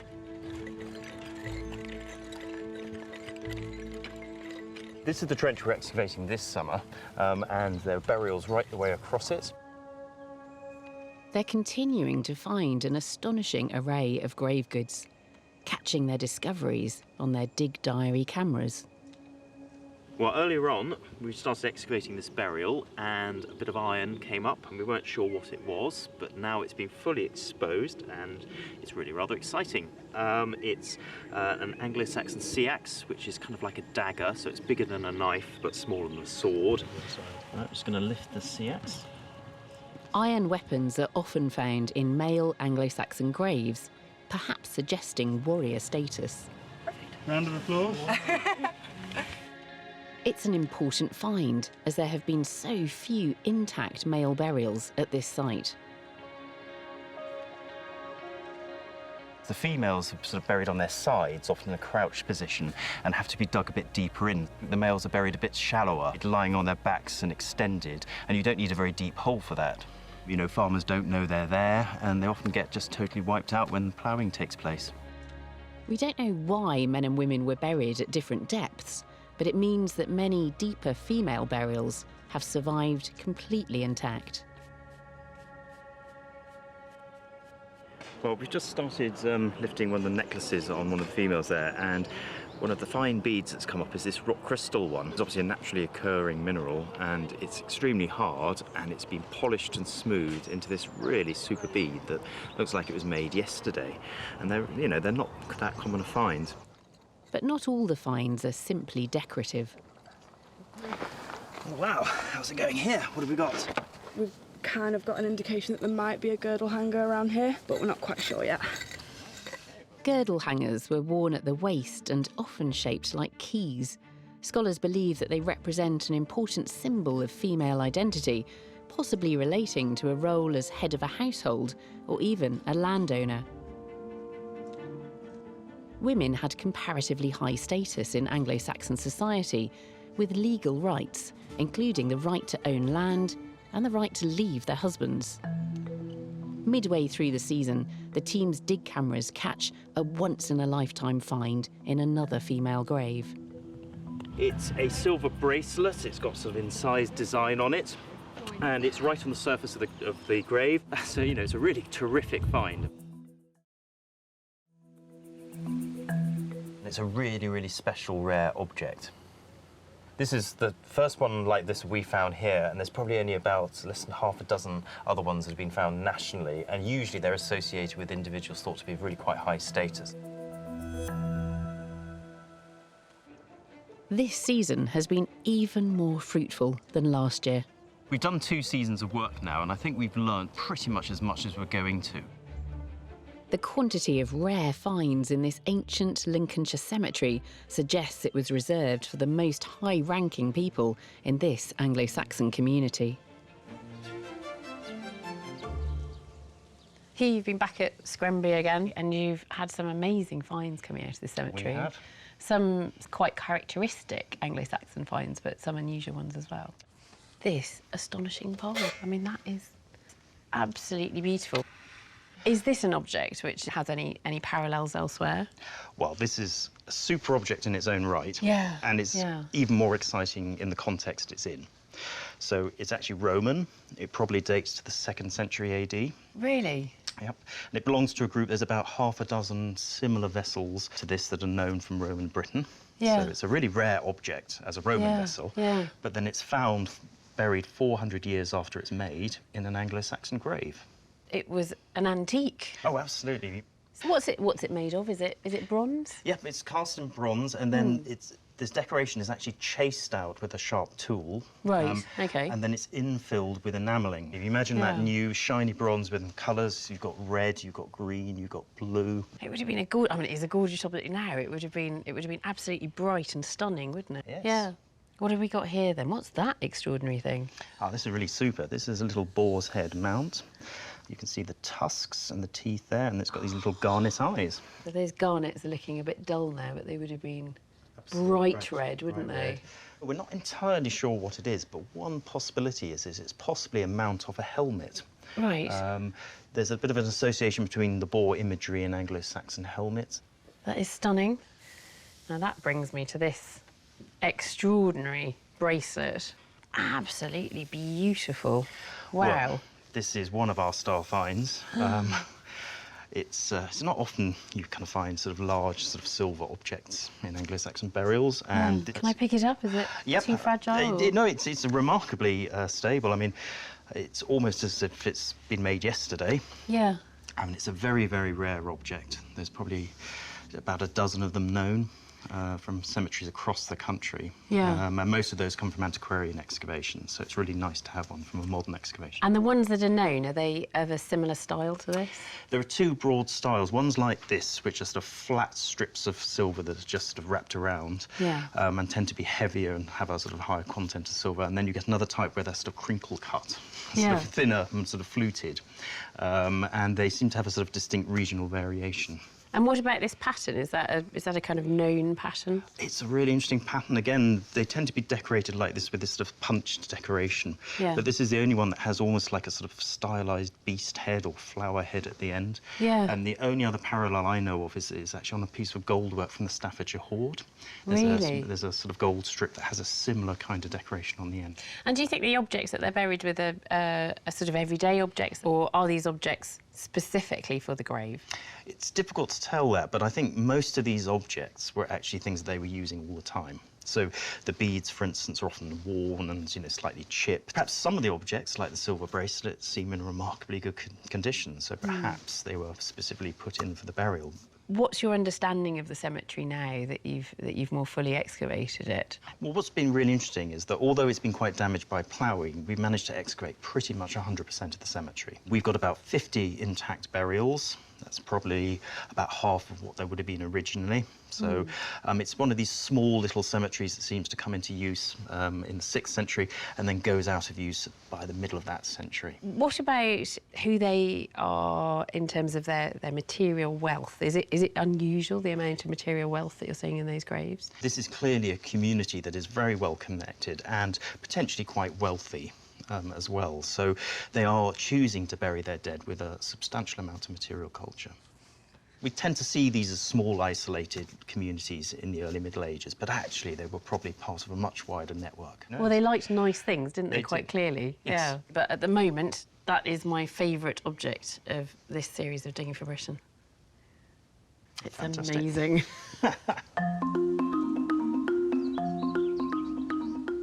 As you go back in history, there are very strong links between Scandinavia and Scotland. The Vikings start by attacking places in Britain, Lindisfarne, Iona, but very quickly they're coming here not just to plunder and return home, but to stay. Our next dig takes us to Orkney, where archaeologists are investigating a large Viking settlement. Off the north coast of mainland Scotland sits Rousey, one of the Orkney Islands. It was an important seat of Norse power, and the west of the island is mentioned in the Icelandic Orkneyinga saga, documenting the colonisation of the region by the Viking Sigurd the Mighty. It's home to Scale, an abandoned farmstead with links back to the 17th century.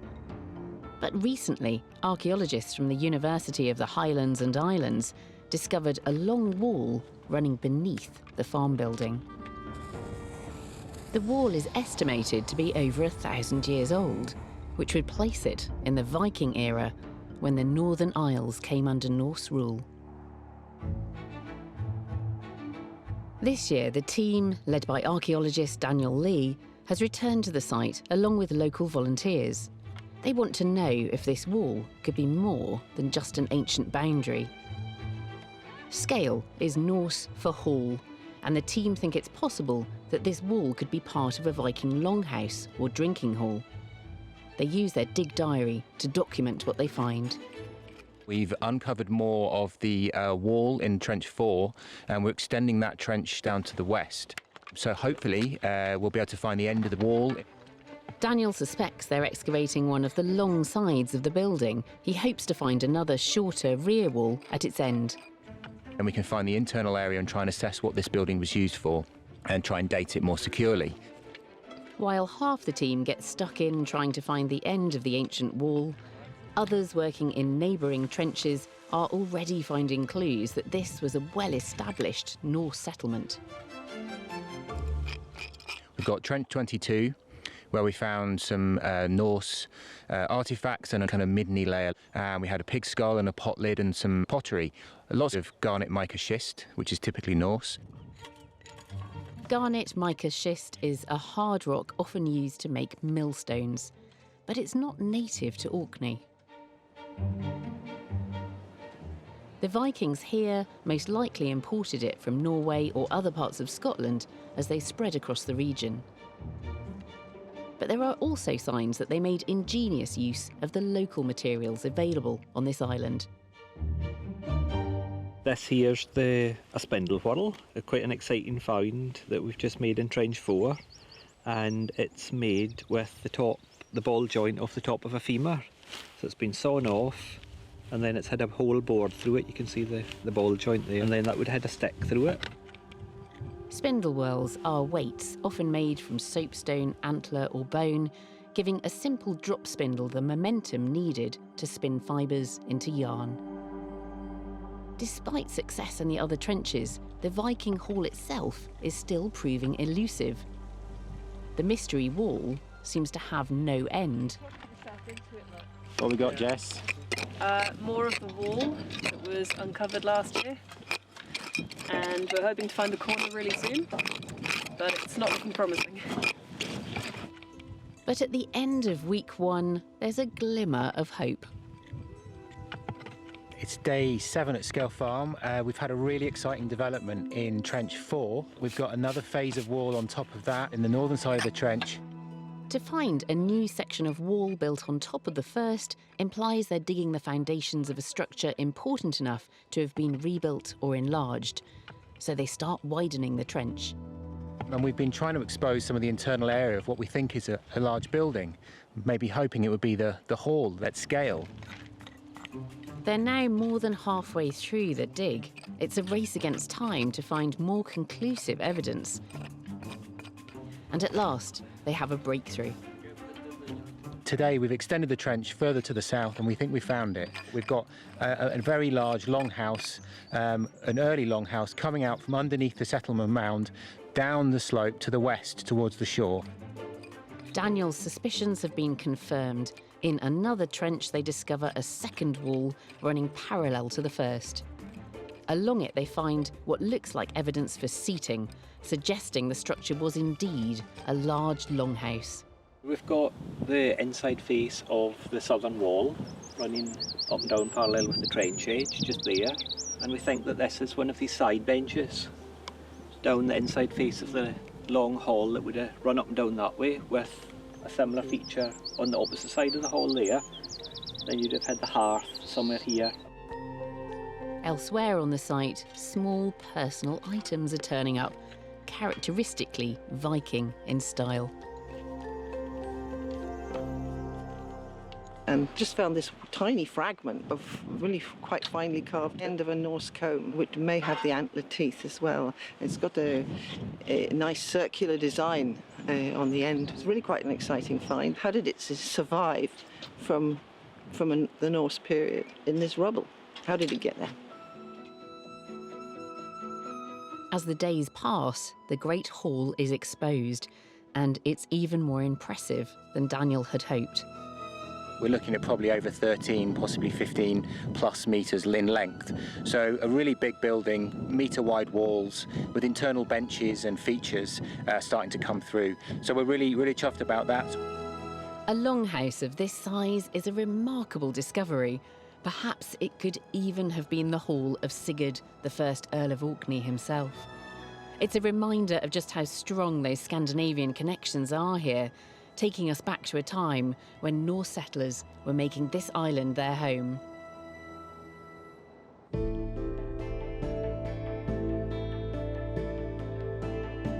It's all very well invading a country and establishing a military presence there, but then you have to feed your army.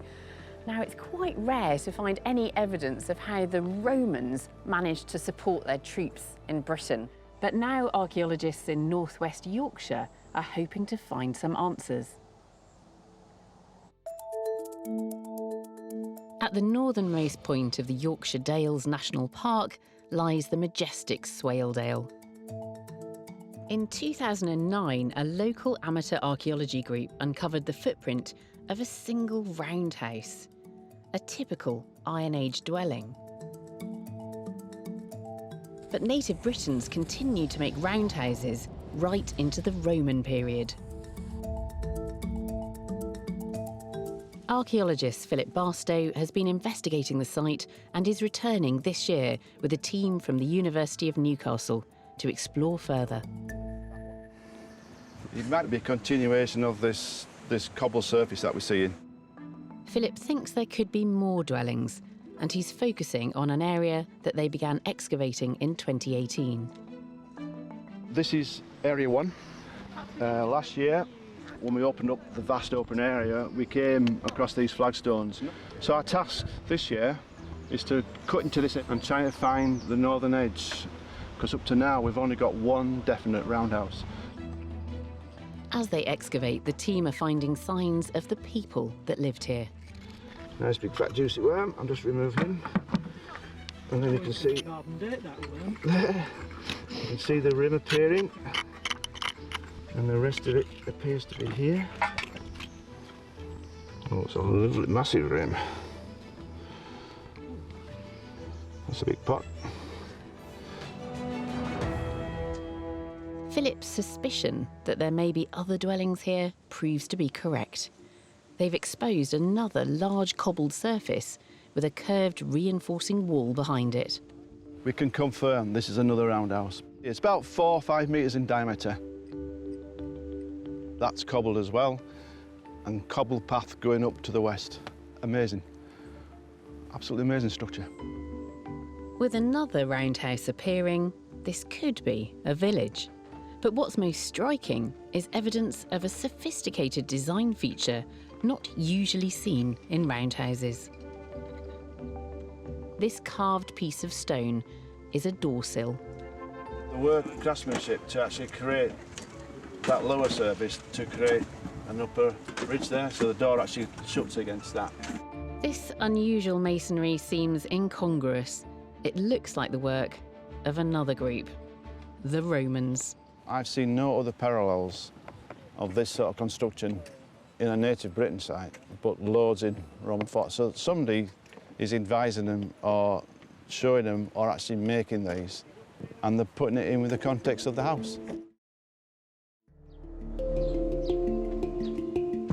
There certainly was a strong Roman presence in the area. After the Romans invaded in the 1st century AD, they steadily advanced north, setting up military strongholds along the way. By the mid-2nd century, there were around 50,000 Roman troops in Britain, and some of them were stationed near here. We've got Bainbridge to the south, we've got Catterick to our east, and to our north we've got Greaterbridge and Bowes. At least 3 of those were in active occupation throughout the whole period. And these forts needed food. We've got a pit, flag-based, stones vertical at the sides, well-built, and some sort of possible chute here. Maybe now we've found where they're actually storing their grain. I'm just really pleased with this. Other finds on the site suggest that not only were the native Britons storing grain here, they were processing it using Roman equipment. What we're getting back, the information we're getting back is, this is a military type quernstone. Quernstones like this were used for milling grain into flour.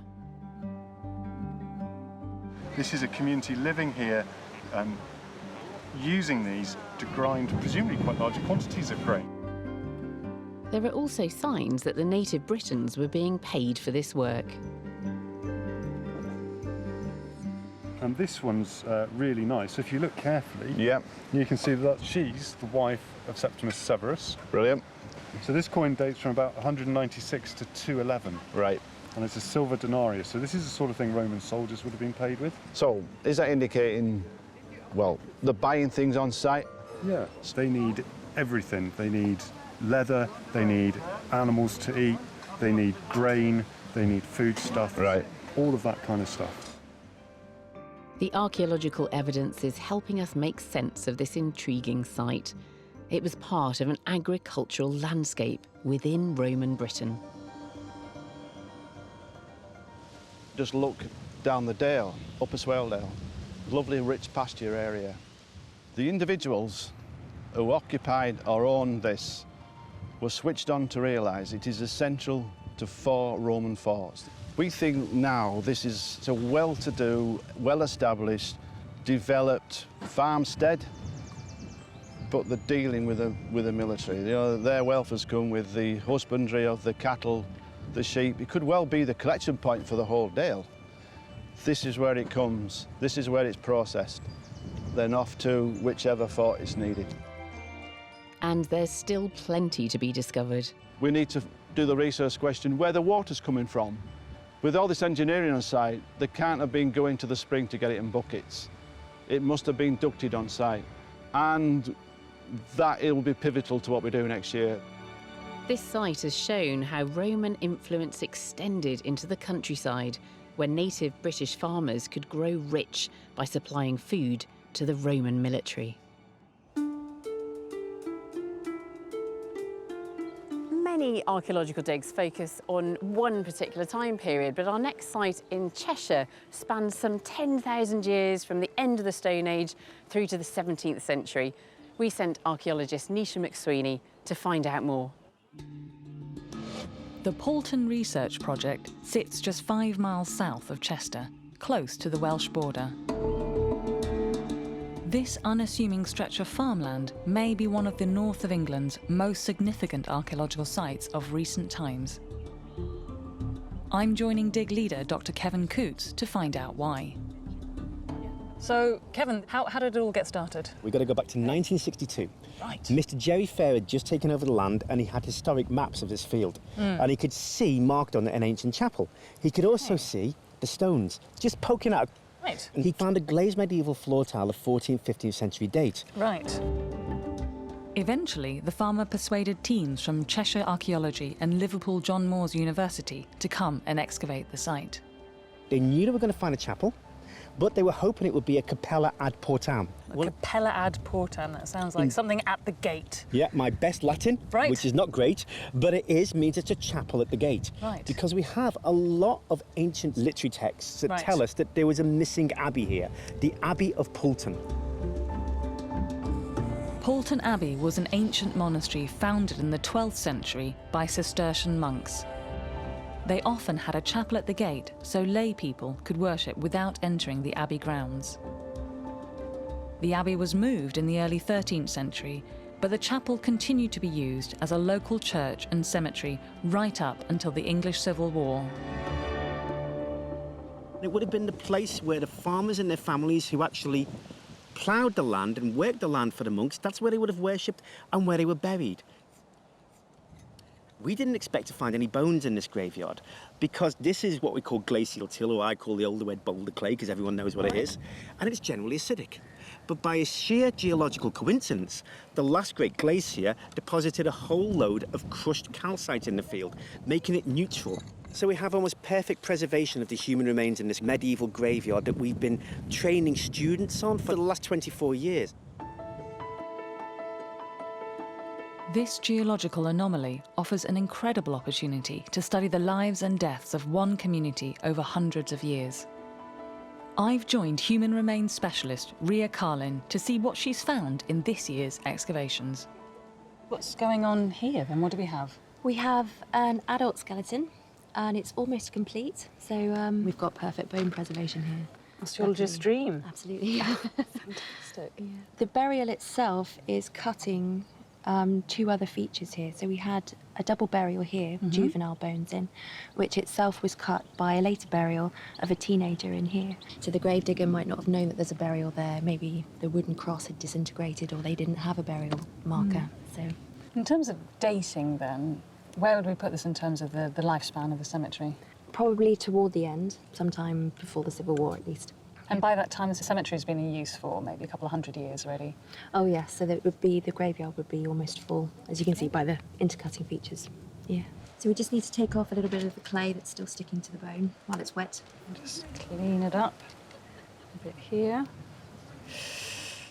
Okay, so that was just one bone. How long does it take to lift the entire skeleton then at that rate?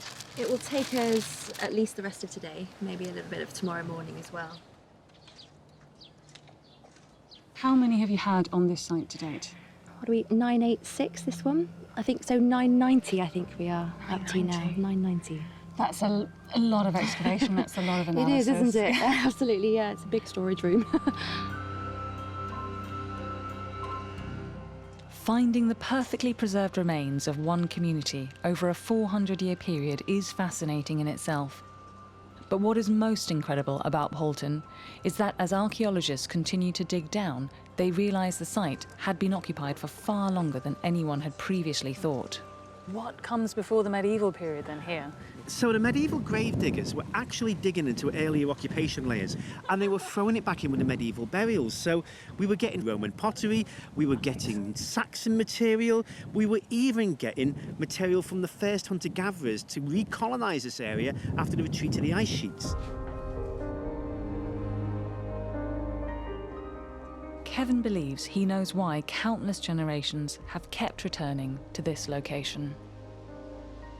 We're standing on a site with 10,000 years of human history. Why here in this one place? Wow, that's a really good question. And the answer is right here in front of us. This is the perfect spot for settlement. That is actually the old Pulford Brook. Right. The historic boundary of England and Wales. It's heavily changed now from its original form, but it would have been wider, more free-flowing. You would have been up in this section here, and you would have been looking at the large animals coming down to water. It would have been like shooting fish in a barrel. And it's a floodplain below us. So when the floodwaters recede, it leaves behind very, very nutrient-rich silts, which are really good for agriculture. And then it moves up through time, through to the extensive Iron Age occupation, into the Roman period, Saxon period, then the medieval period. Basically, people don't change. People's basic needs stay the same. You need security, you need raw materials, you need water, you need food, you need to survive. So people are always going to inhabit the kind of place where they've got the better chance of survival. What started as a dig in a small medieval graveyard has become the discovery of a site with 10,000 years of human occupation. There's this wonderful sense of a community over not just centuries but millennia, and why they're here. And it's not immediately obvious when you come to this place the first time, but then when you start looking around the landscape, it all starts to make a bit more sense. I've asked Kevin to come in and show me some of the artefacts from this incredible period of occupation at Poulton. Kevin, this seems like such an extraordinary site with so much time depth, so much going on. And you've got some of the finds here, they're lovely. Yeah. So what's the earliest find you've got on the table here? This is a beautiful flint that was imported into the region, and it's late Neolithic, early Bronze Age. That's lovely. We think it's used for making leather items or possibly other wooden items, and it's absolutely beautiful. So this is the evidence of the first farmers to move into the Yes. region then. And then, moving on, you found some quite spectacular Iron Age remains. I mean, what's this large lump of what looks like rusty metal? It's called an adze, which is a woodworking tool. You can see the edge of the blade here, Yeah. and I'm holding it pretty much upright. There would have been a handle coming through here, and it's used for hafting and working wood. And then the Romans arrive. Yep. So I recognise this as being Roman pottery. It is indeed. This is a mortarium. It's a food mixing bowl, where the word mortar and pestle come from. Yeah. But on the back, somebody has scratched I-V-C-V. And it might mean the name of the owner, Luculla or Lucundus. Basically, this is mine, hands off. Yeah. So what do you think you've got? We think we've got, at the moment, a dispersed farmstead. But there is so much material culture, and we have so much to survey, we can't discount anything at the moment. Poulton's a real one-off in this region. Yeah, yeah. And then finally, you've got these beautiful tiles, They're which lovely, takes you aren't they? right back to the original discovery of the site. Yeah, they're gorgeous. They date to the 14th, 15th century. We've got several designs which are paralleling the local and regional designs themselves. Yeah. The medieval chapel floor would have been covered in these. And when do we see activity ceasing? When's the last date that you've got from this site? Well, we know it's in ruins by 1681. We think the last time it was used was in the English Civil War, because we have records that Poulton Green was manned by parliamentarian soldiers 3 weeks before the Civil War ended. And we've got material from the actual chapel of that date, including muskets shot. We think that they were basically melting down the windows to use the lead. They trashed it. They would have used it as a base. It would have been a great lookout post, a chapel with possibly a tower, but they trashed it. I think this is absolutely fascinating, and we're getting this wonderful picture of, well, hunter-gatherer communities and then farming communities through the centuries, and this part of the landscape which is quite empty now. It is just farmland, but it's been quite densely populated through time, through all those farming generations, and it's great to see this picture of ordinary life. This year, the North has once again proven to be a region rich in archaeological discoveries. From forgotten Tudor homes to Anglo-Saxon treasure and a long-lost Viking drinking hall, we've shown there's still so much to do to widen the bounds of our knowledge and shed light on our past.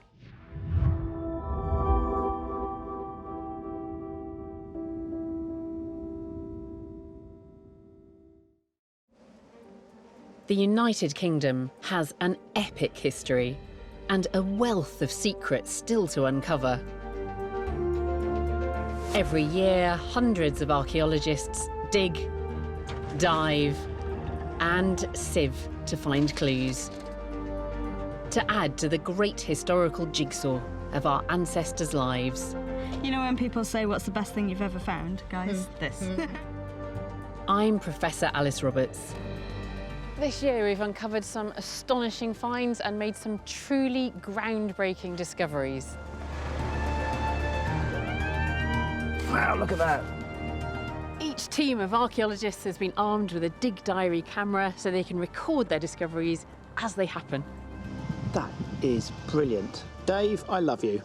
Our roving archaeologist, Dr. Nisha McSweeney, is out on the digs. Who are we looking at? It's royal.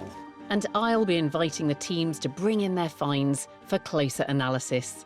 That is absolutely beautiful. This time we're exploring the south of Britain, where archaeologists have been making incredible discoveries both above and below the waves. From a Stone Age settlement found off the Dorset coast Incredible sight. You know, nothing else like it in the country. to an Elizabethan theatre in the heart of London. It must have been such a raucous pace. It's kind of 16th century EastEnders. And a mysterious Iron Age burial near Dorchester. I've been working in Dorset for over 40 years and I've never come across anything like this. Welcome to Digging for Britain.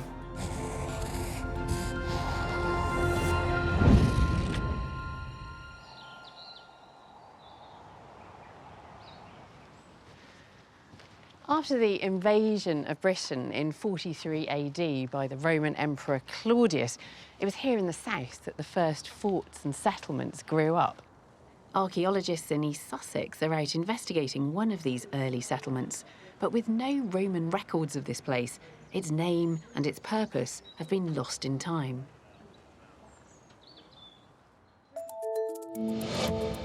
The excavation is located around 10 miles northeast of Brighton, in the village of Barkham. The site was first discovered in 2011 by chance. Archaeologist Rob Wallace was excavating part of a Roman road when a wider geophysical survey revealed a possible settlement.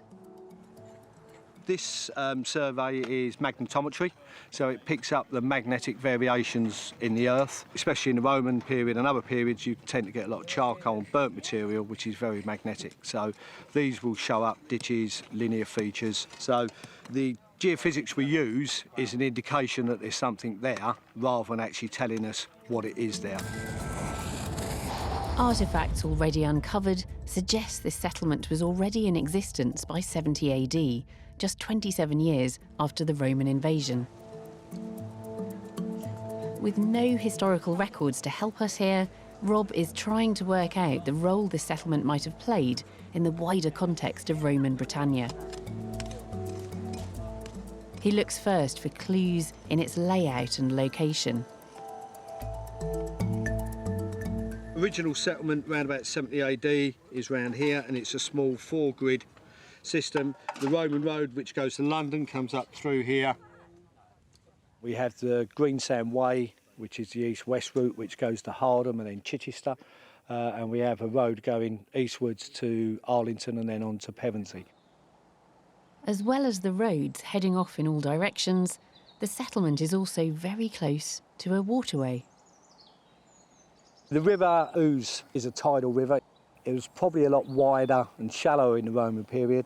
The Romans would have used flat-bottom boats anyway, and it's an easy way to move mass bulk.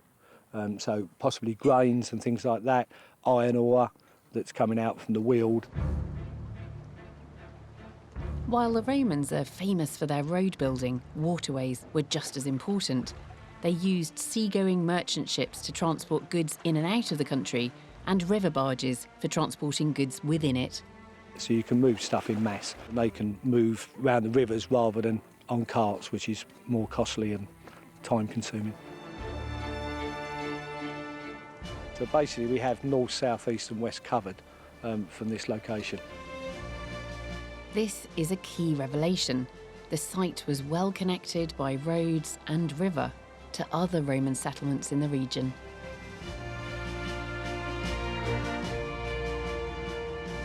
The team also discover that the site itself is surrounded by a ditch. If we look out here, you'll see that hedgerow, which goes all the way up to that corner. It's then coming all the way up, 3/4 of the way up to there. That hedgerow is this enclosure ditch, is the inner enclosure ditch. It then comes back across the site, it levels up with the oak tree and comes down to form this around it. The ditch suggests a certain level of fortification.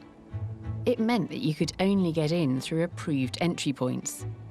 The ditch was a way of controlling who and what came in and out of the site.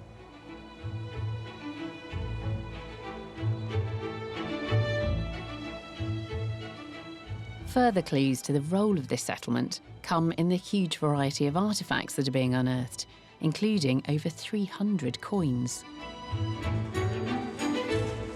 So here we have a Septimus Severus coin, around about 198 to 200 AD, which is silver from this year's excavation.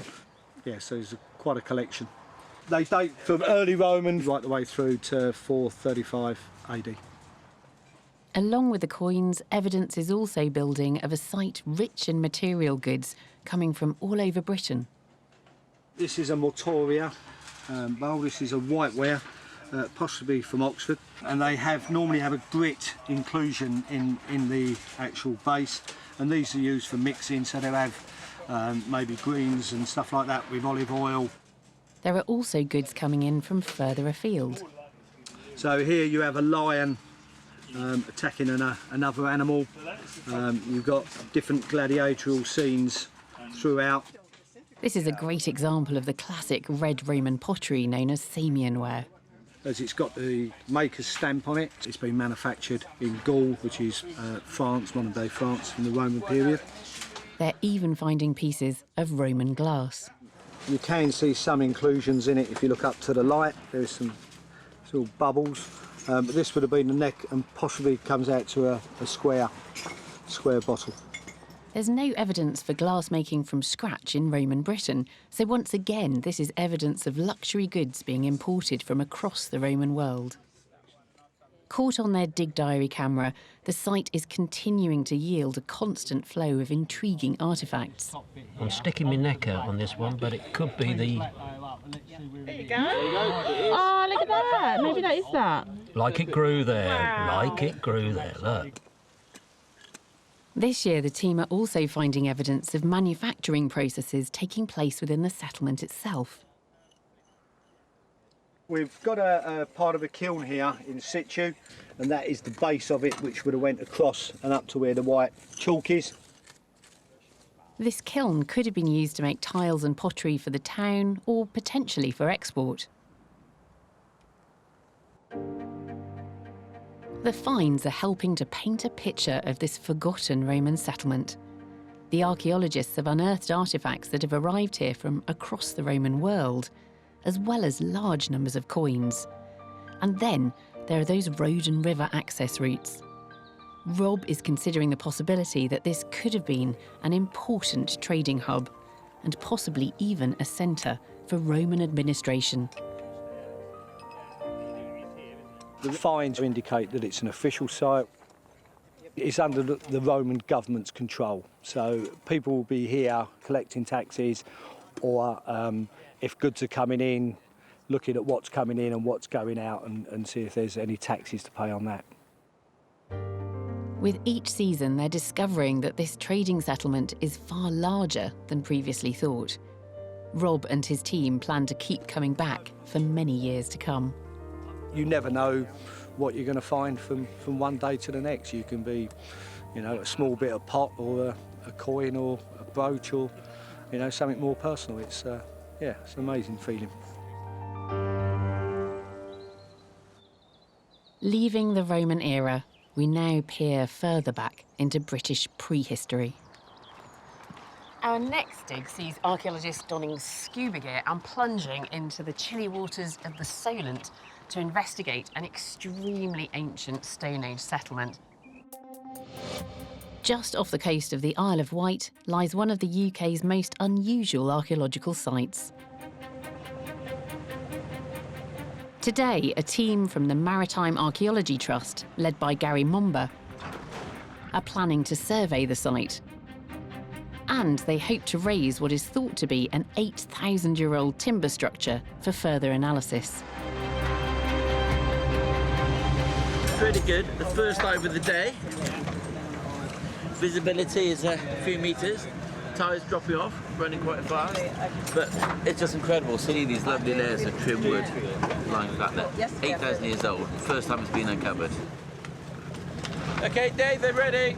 And go.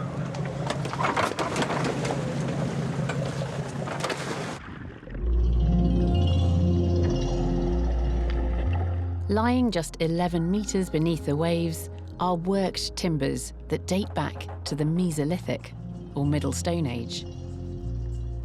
The Mesolithic was a time before farming, when the people living in Britain were still nomadic hunter-gatherers. What I love is really getting on the site and uncovering. It's just finding things for the first time in 8,000 years, and then knowing that that's going to tell us so much about those people. This site was discovered over 20 years ago by an unusual sort of archaeologist, a lobster. We saw this lobster kicking out these flints from a hole. I thought, oh, that's really nice. He picked up these little bits of flint and brought them to the surface and said, look, worked flints on the seabed. And that was how we found it. Well-preserved Mesolithic sites are incredibly rare. Archaeologists often just find scatters of worked flint, like the ones the lobster discovered. But when these archaeologists excavated around the lobster's burrow, they started to find ancient timbers. There's lots of wood, there's structures being built, there's posts, there are these sort of series of these sort of platforms that are put in place. There seems to be a living spot. But these ancient structures are under threat. For 8,000 years, the wood has been preserved under a blanket of silt and mud. Now, changing currents are causing extensive erosion along this stretch of coastline, exposing the timbers and leaving the wood open to attack. As you get these wood-boring organisms, you get piddock and gribble, move into it, dig lots of holes, and you see it in the sample, so everything's sort of compromised and undermined. Underwater, the divers are completing a survey of the site. It can be a very difficult work environment. The harder the current is running, the harder it is for you to work.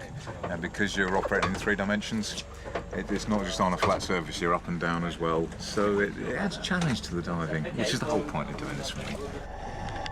The ancient timbers are photographed and each piece logged and tagged.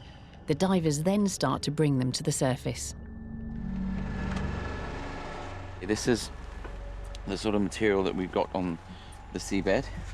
And see what they've done is they have got bits of timber and they've sliced it. So it's flat on one side, and on the other side it's sort of bark. Another one there, and they've sort of overlaid them to form a sort of layer or platform on the seabed. The specific purpose of these timber platforms is still unknown, but Gary has a working hypothesis. We know it was wet round here, but boggy, so they would have been, would have been a nice platform to stand on and walk on, a dry area for whatever activity they might have been doing. These Mesolithic people seem to have constructed something quite permanent. This is clearly much more than just a temporary camp. It challenges our ideas about Mesolithic hunter-gatherers as nomads always on the move. These things are very rare because this was a hunter-gatherer society that was known to move around the place. But here we got, well, it looks more like a settlement. It looks more like there's been a lot of time invested in this particular site. Well, it would have been a special place to live at the time. It would have been a nice little sheltered valley. You're very near sources of flints, just in the chalk cliffs. You would have had wildfowl, you've had vegetation, a place that you could probably live all year round.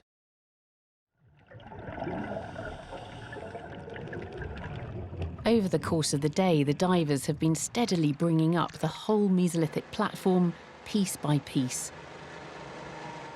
Coming up from the last dive, Gary brings up the final parts. That was good.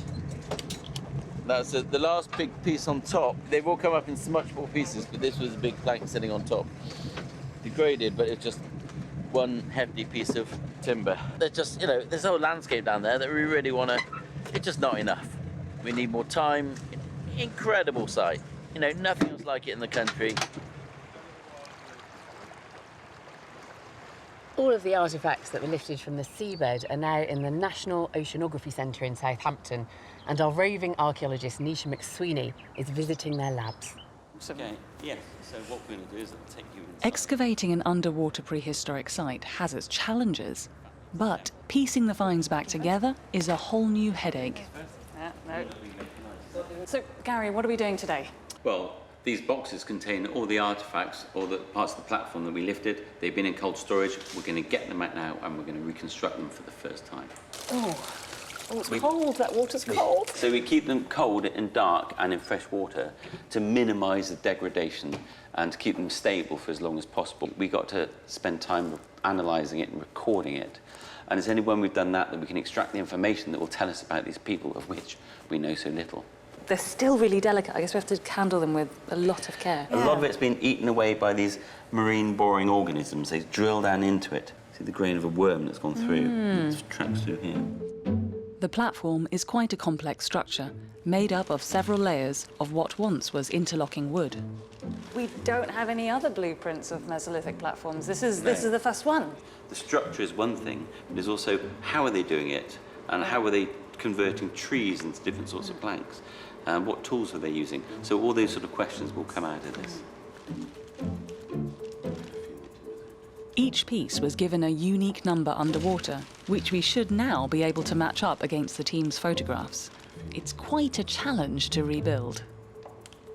So this is piece 51. Which is this one here. That so one. you now have to turn it around the other way. Right. This one looks like it's 022. Or 25? Possibly. 20 smudge. Oh, that's a big bit. Another one. There's a big bit. It's a puzzle, and I'm puzzled because it's not just there, it's different layers. Bits go underneath, over each other, they kind of interweave. It's the whole kind of interlocking, interlacing, puzzle-tastic platform. In trying to put the platform back together, it's apparent to me that this was a well-thought-out and complicated piece of engineering, with multiple layers all carefully cut and fitted together. This is a pre-settlement phase, and yet you wouldn't expect it from Mesolithic people, from hunter-gatherers. It's just incredible to see it. No, you thought they just ran around, broke twigs off and built lean-tos and killed the odd animal, but here they were building these complicated structures. Proper carpentry. Yeah, and very complicated, as we're finding out. Despite what seemed to be an insurmountable challenge, we managed to piece back together the 8,000-year-old Mesolithic wooden platform. That's it there. Beautiful. Ta-da. There it is. Is this the first time it's all been together, reassembled since it came out of the sea? Yeah, this is it. This is the most complete section we have, and it's well, to me, it's really impressive. It may look like just loads of bits of wood, but really, I mean, this was made by someone 8,000 years ago, laid out for a purpose we don't know because we know very little about these people. This is just one part of a massive set of platforms still lying underwater. We can then start looking at some of the detail on some of the timbers and how they relate to each other. We can try and use that to help sort of interpret the building method. The platform is a unique find that has advanced our understanding of our nomadic Mesolithic ancestors, clearly showing that they built permanent structures. The intricacy of this whole platform, this whole structure, has actually been really surprising. The process of putting it back together has helped me to understand the process of how it must have been made, and it was so carefully, beautifully made. It's absolutely jaw-dropping. Our next dig takes us to southern Dorset and the chance discovery of an extremely rare early Iron Age burial. The dig is taking place in a private cottage garden 8 miles from Dorchester. In 2013, builders were installing a new sewage pipe for a medieval cottage owned by the National Trust. Work came to a halt when they stumbled across some human bones. Archaeologist Dr. Martin Papworth was called in to investigate. To find a JCB bucket full of bones is an extraordinary thing. Obviously, it doesn't happen every day, does it? And but it just raises lots of questions, doesn't it? I mean, how old are the bones? Is it one person? Is it several people? And why are they there? A bone sample sent for radiocarbon testing indicated the burial dated from around 800 BC, the very early Iron Age. In the Iron Age, people were farming the land, living in roundhouses, building hill forts, and starting to use a new metal, iron, for tools and weapons. It's rare to find burials from this period. People may have been cremating the dead and scattering burned bone, or leaving bodies out in the open to decompose. It's taken Martin several years to raise the funds to excavate the site, and now he's back with a team of volunteers. He wants to investigate how the bodies were buried in order to understand the funeral practices of these Iron Age people. Already they're finding that the graves were carefully constructed. Dug a pit, they've laid the burials or the bones in the pit, and then they've placed the stones over it and buried it. So the stones are the capping to the funeral remains. Over the next few days, the stones are removed and the full scale of the burials is revealed. Martin has uncovered 3 skeletons. Their size suggests they could have been quite young. So you have one skull there, another crushed skull here, and on the other side of the pipe trench You've got another crushed skull here. Each one had a large stone above it.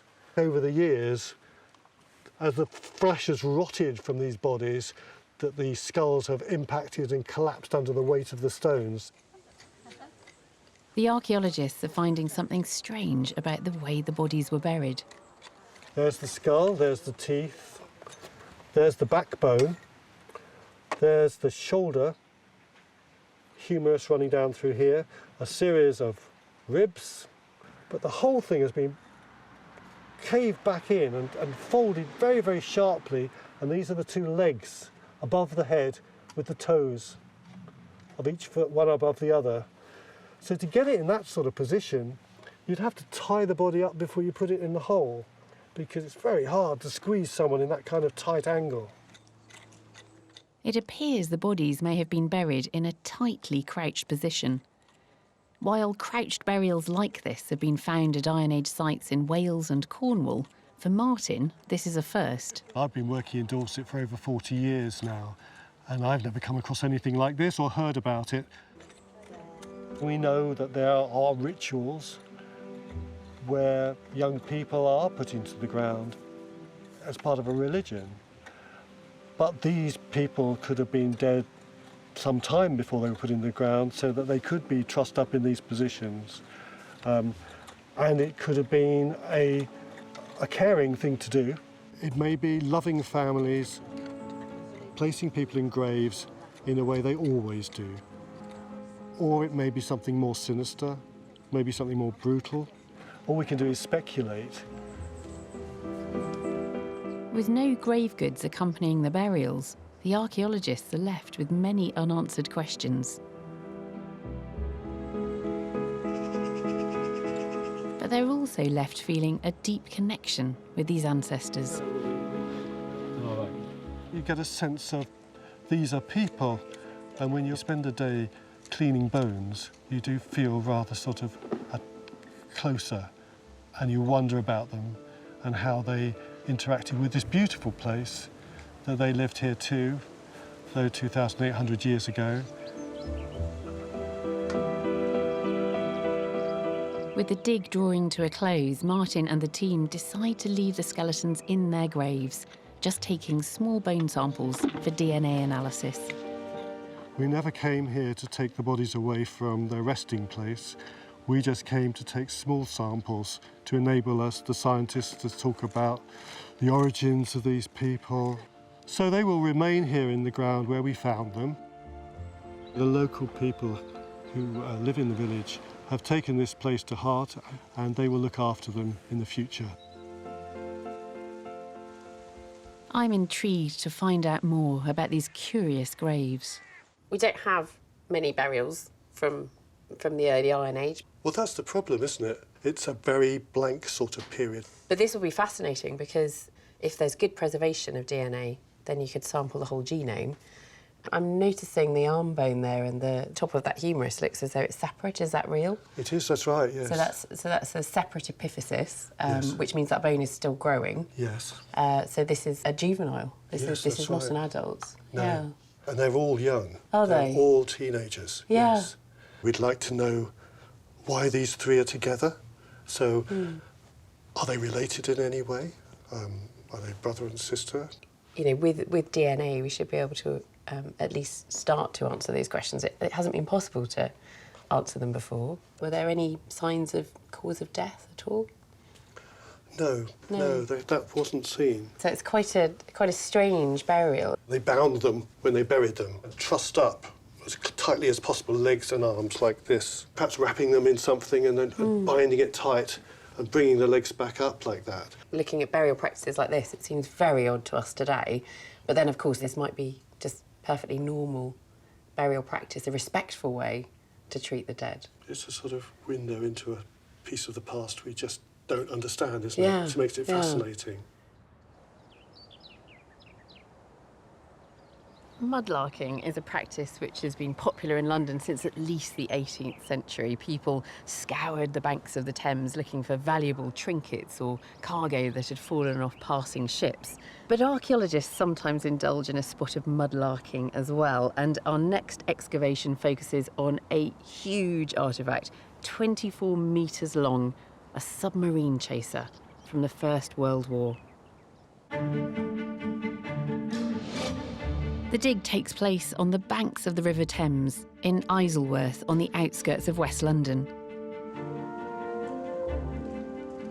A team from the Thames Discovery Programme are investigating a sorry-looking watercraft left to rot in thick mud behind a boatyard. But this wreck has a story to tell. It's the last known example of a First World War watercraft known as a motor launch.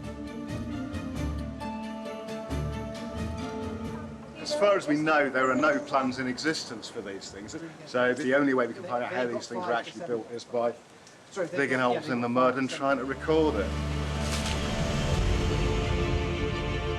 During the First World War, motor launches were part of the Royal Navy's answer to the looming threat of German submarine ambush.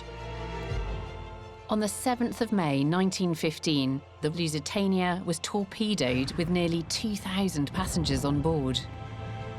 The ocean liner was ripped in two and sank in just 18 seconds.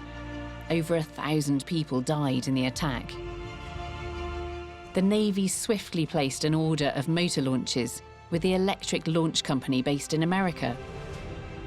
These fast little boats were armed with depth charges, machine guns and a cannon, and would be sent out to patrol alongside British shipping. They managed to knock out 550 of these in 488 days, and because the US was neutral at the time, they had to be part assembled in New York, put on railway wagons, taken up to Canada for full assembly, and were then shipped across the Atlantic to serve in the North Sea, the Mediterranean, and all around the European coast. This specific craft was called ML-286. Post-war, she was retired from the military and converted into a houseboat. At some point, she was brought here to the boatyard to be patched up, but sadly the repairs proved too expensive, so she was abandoned and has been here ever since. We've been here for 7 days, slowly trying to excavate out the middle of her and try and learn some of the constructional details of the vessel. Each day, the team don't have much time on site. They must gather as much information as possible about this important little vessel before the tide turns. They take measurements and photographs and make drawings to create a detailed plan. But knee-deep in thick mud, this is a far harder task than the average dig. But I think probably the most challenging aspect of it is it's by far the muddiest site we have, which can be fun. Everything gets covered in mud, but you've just got to embrace the mud. There's no point trying to not get dirty on this side. All week I kept my feet pretty much dry. I've just filled my whole boot with water. Oh no. When the order for the motor launches was placed, it was a challenge to deliver the fleet in such a short space of time. With foundries struggling to keep up with demand, even jeweller Tiffany's stepped in to supply brass. But despite the rich benefactors, the team are surprised at the construction. These upper ribs, these are actually made of sort of really cheap plywood. They're actually held together by bits of ply, which no one knew. We knew they were cheap, we didn't know quite how cheap, but we're finding that out now. After her duties in World War I, this plucky vessel also served in the Second World War, rescuing British soldiers as one of the little ships of Dunkirk. She was then retired and repurposed to be used as a houseboat on the Thames. Just trying to piece together or tease out the different bits from the original to what was done when she was turned into a houseboat. People have the time to take and the money to spend, and so you start getting some of the original very cheap fittings, softwood fittings, replaced by this, which is hardwood. Elsewhere in the hull, the team are uncovering further features. See, our porthole opens! That's so exciting! It's the capstan. Would have been on the bow of the ship for letting go the anchor and then winding it up again. With the dig completely dictated by the tides, Elliot must run a tight ship and keep a close eye on the river. It comes in very quickly. When you're downstream, you've got plenty of warning. Here upstream, you've got no indication. It's running out, and suddenly it's going the other way, and it's coming in quickly. So we've got to get out of the mud and across the river, or else we're camping here tonight.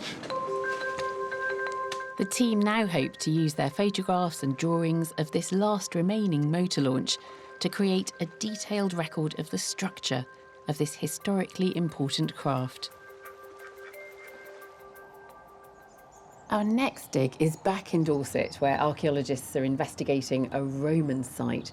It was first dug in the late 1700s when stunning mosaics were found, but we know that they were dug up. We also know that very little attention was paid to what this building actually was, so many questions remain. The excavation is located just outside the village of Frampton, next to the River Frome. Archaeologist Dr. Miles Russell and his team from Bournemouth University are investigating the site. They want to find out about the people who lived here and, if possible, some clues about the relationship between these Romans and the wider local population. It's a Roman building that's been known for some time, but it's one of a number of extremely late Roman luxury buildings that are occurring in Dorset in the 4th century AD. This is a late Roman site, dating to some 300 years after the invasion. Up until this point, Roman activity in Dorset is fairly low-key. There's no real villas until we get to the 4th century, and suddenly they're everywhere. So the real question is, what is happening in Dorset? Why does it take 250 to 300 years, and then there's a sudden explosion of wealth? These are starting to dominate the countryside. It seems odd that the Romans didn't stamp their mark on Dorset until so late. Elsewhere in England, Romans were building lavish villas and ornate temples. They brought with them a Mediterranean style of architecture with painted plaster walls and elaborate mosaic floors. Back at the dig, Miles starts to uncover the footprint of the villa. You can see where Harry's working down here. He's found this wall. It might be part of this sort of more extensive rooms coming through. That block of stone there, I think, might be part of a step or an entrance structure going up and into the corridor. So it's some kind of formal entranceway here. And then this is a slightly destroyed wall, and you can see we're coming into now mosaic. So this is some of the mosaic that Lyson's recorded in the 1790s. That is very nice. That is amazing. Right. Lovely. Absolutely incredible. When the mosaics were first revealed in 1794, they were so impressive that King George III came to visit. But they were not preserved in situ and seem to have been taken away as souvenirs. Despite the fact the mosaics are mostly gone, there's still plenty of material on site that could reveal more about who was living here and their status in the community. It's the rubbish that we're interested in, things that tells us about ordinary lives of people living in this site. So the sorts of things that were not saved during the 1790s dig.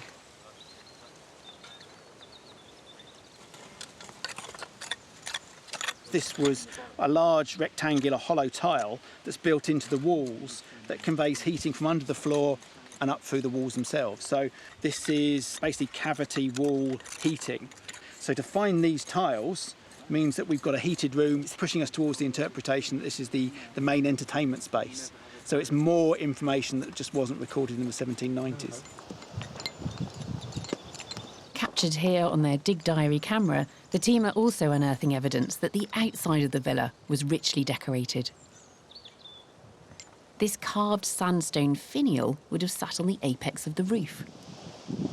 Wow, that is gorgeous. Dave, I love you.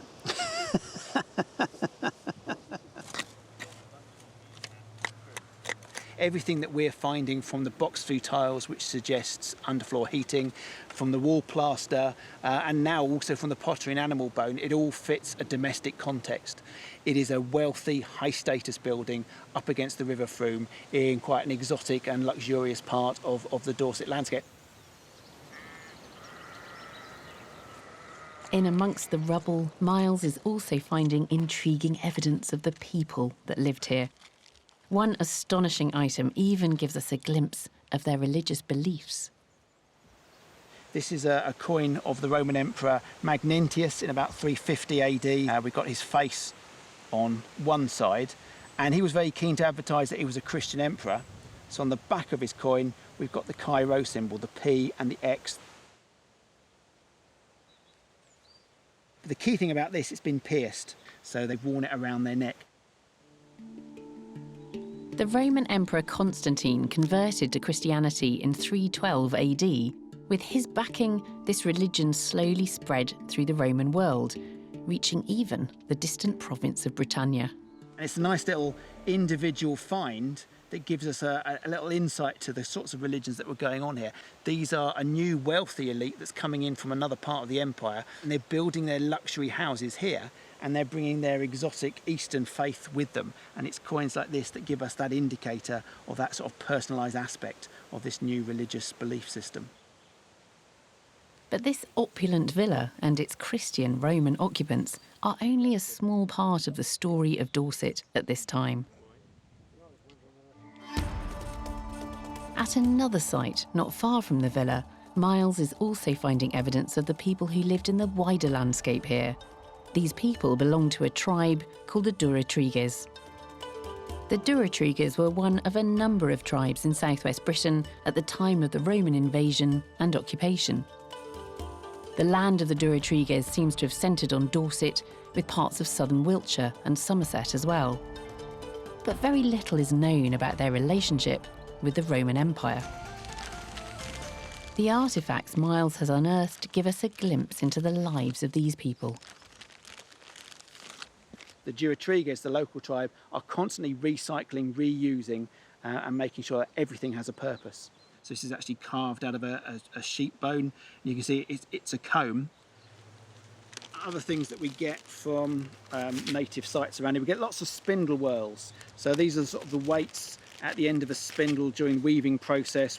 We get no real idea of the range of materials they were wearing. The only real dress indicators that we get are often like this little bronze pins or brooches. This is much like a modern day safety pin. It seems that the Durotriges lived peacefully alongside the Roman settlers, but these artefacts appear to show the Durotriges maintained a strong sense of their own identity. This is probably a wine vessel or possibly an alcohol, sort of a beer or mead cup.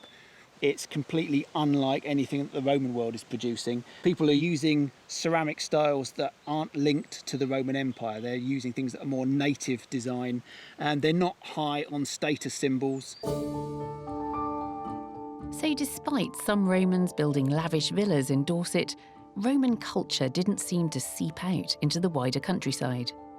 As far as we can see, the locals here, the Durotriges tribe, didn't embrace Roman culture at all. They don't seem to be impressed by or want to be part of that Roman system. They don't seem to want to be Roman. I've asked Miles to bring in some of those fascinating finds for closer analysis. So you've got this pattern where you've got very different material culture in the villa compared with sites in the surrounding countryside. What does this tell us about the people of Dorset and how they engaged with being part of the Roman Empire? I don't think really sort of engaging with it at all. Whereas in the east we can see Roman villas, we can see Roman culture, right the way down to native settlements. We've got high status Roman pottery and so on. There's none of that filtering down to the natives here in Dorset.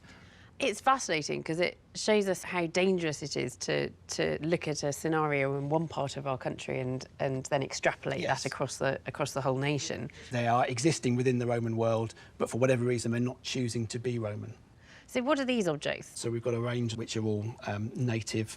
We've got sort of combs, we've got spindle whorls. There's a whole range of craft activities. So are these brooches not Roman then? No, they're not. Is that more of a kind of native British It is, design? yes. I mean, we see these really from about 80 BC onwards. We see them going right the way through the Roman period, but it's not something that is Roman at all. It's not influenced by the Roman world whatsoever.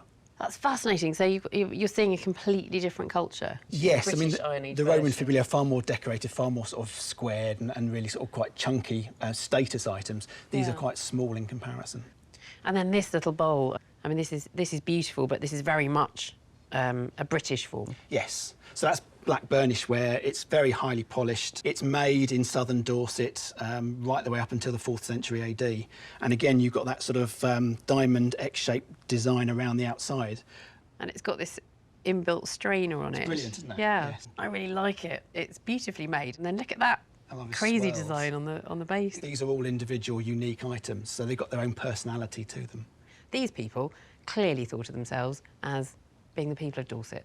Exactly, and there's no real desire to be Roman. They're paying their tax, they're living within that system, but they're not choosing to become Roman in any shape or form. They're not adopting that identity. No. So even when you've got villas appearing in the countryside in Dorset, they seem to be capsules of Roman culture. It's not seeping out. No, it's a little sort of cultural bubble. I think the wealthy are living in their house with their own estate, but their culture's not seeping out to the wider world, and neither is the native stuff coming in. So they are very much sort of excluded between these two separate worlds. There's a sort of almost like a cultural apartheid going on there between these two different cultures.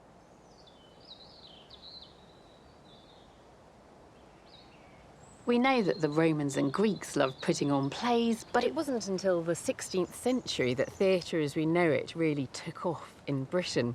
And the focus of the drama was London, where raucous comedies and historical tragedies were performed in the open air. For our next dig, Nisha McSweeney joins a team from MOLA, Museum of London Archaeology, as they excavate an Elizabethan playhouse. The dig takes place in Whitechapel, the bustling heart of London's East End. The impending construction of a new student accommodation block has opened up an exciting archaeological possibility. Records suggest that this was the location of a long-lost open-air theatre, built in the back garden of a popular Elizabethan inn known as the Boar's Head. MOLA were commissioned to investigate. We're here to see the remains of the Boar's Head Playhouse. We don't know much about it. It's not a Shakespearean playhouse, but we think it was a thriving theatre. Records reveal that the Boar's Head Playhouse dates from the 16th and 17th century to the time of Queen Elizabeth I. Senior archaeologist Heather Knight is showing me around the site. Where we're standing now is at the back of what would have been the Boar's Head Playhouse.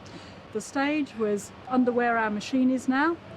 The tiring house would have been just slightly outside of the site. What's the tiring house? The tiring house is like the changing rooms where the actors put on their attire. And where was the inn, the old inn? The inn where itself would that would have actually fronted the road, which is Whitechapel High Street. So right down the far side of the site would have been the inn. Playhouses were at their peak during the 1600s and were sometimes attached to pubs. The theatre at the Boar's Head was one of the earliest known in London. There are records of performances taking place in the pub's backyard, but it wasn't until 1598 that a purpose-built stage was constructed. Digging down some 3 metres below modern street level, the team finally arrived at the site of the pub.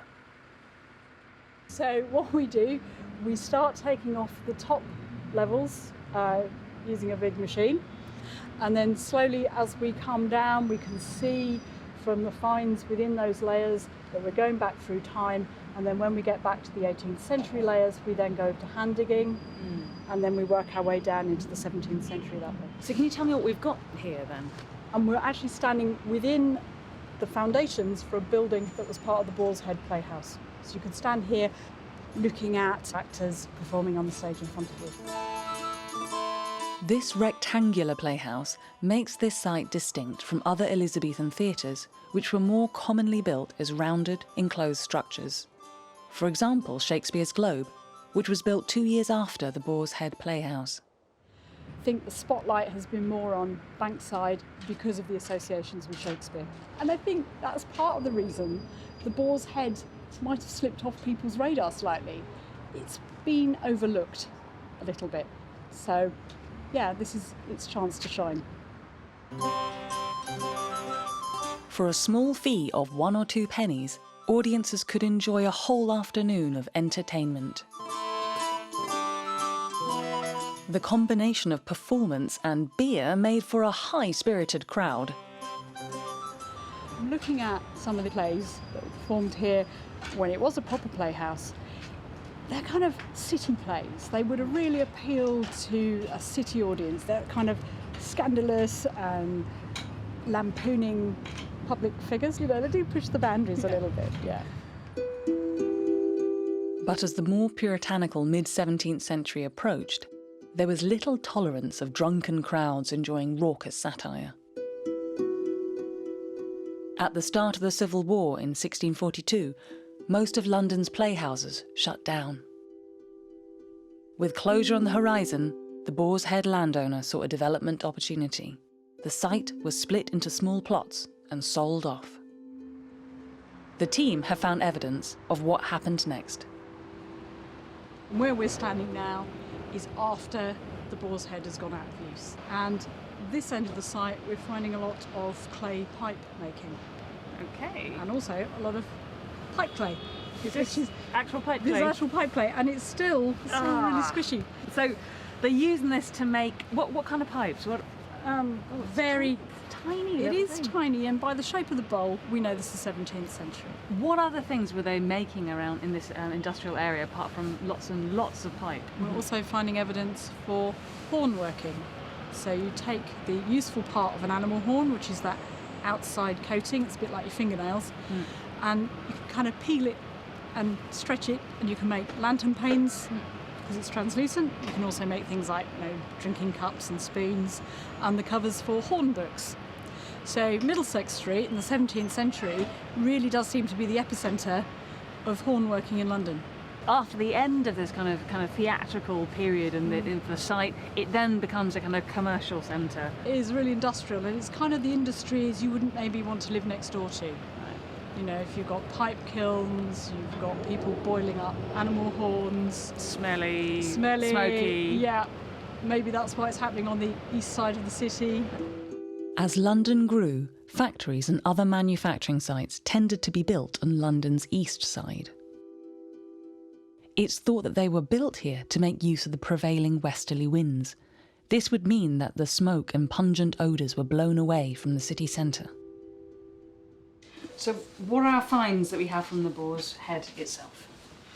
Well, amongst our sort of selection of finds on the table, the things that are really kind of obviously Boar's Head are beer mugs. These beautifully black glaze 17th century ceramics.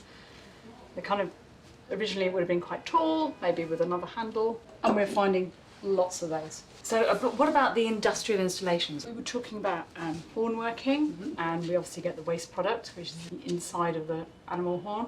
These just get thrown away because they have no use for those.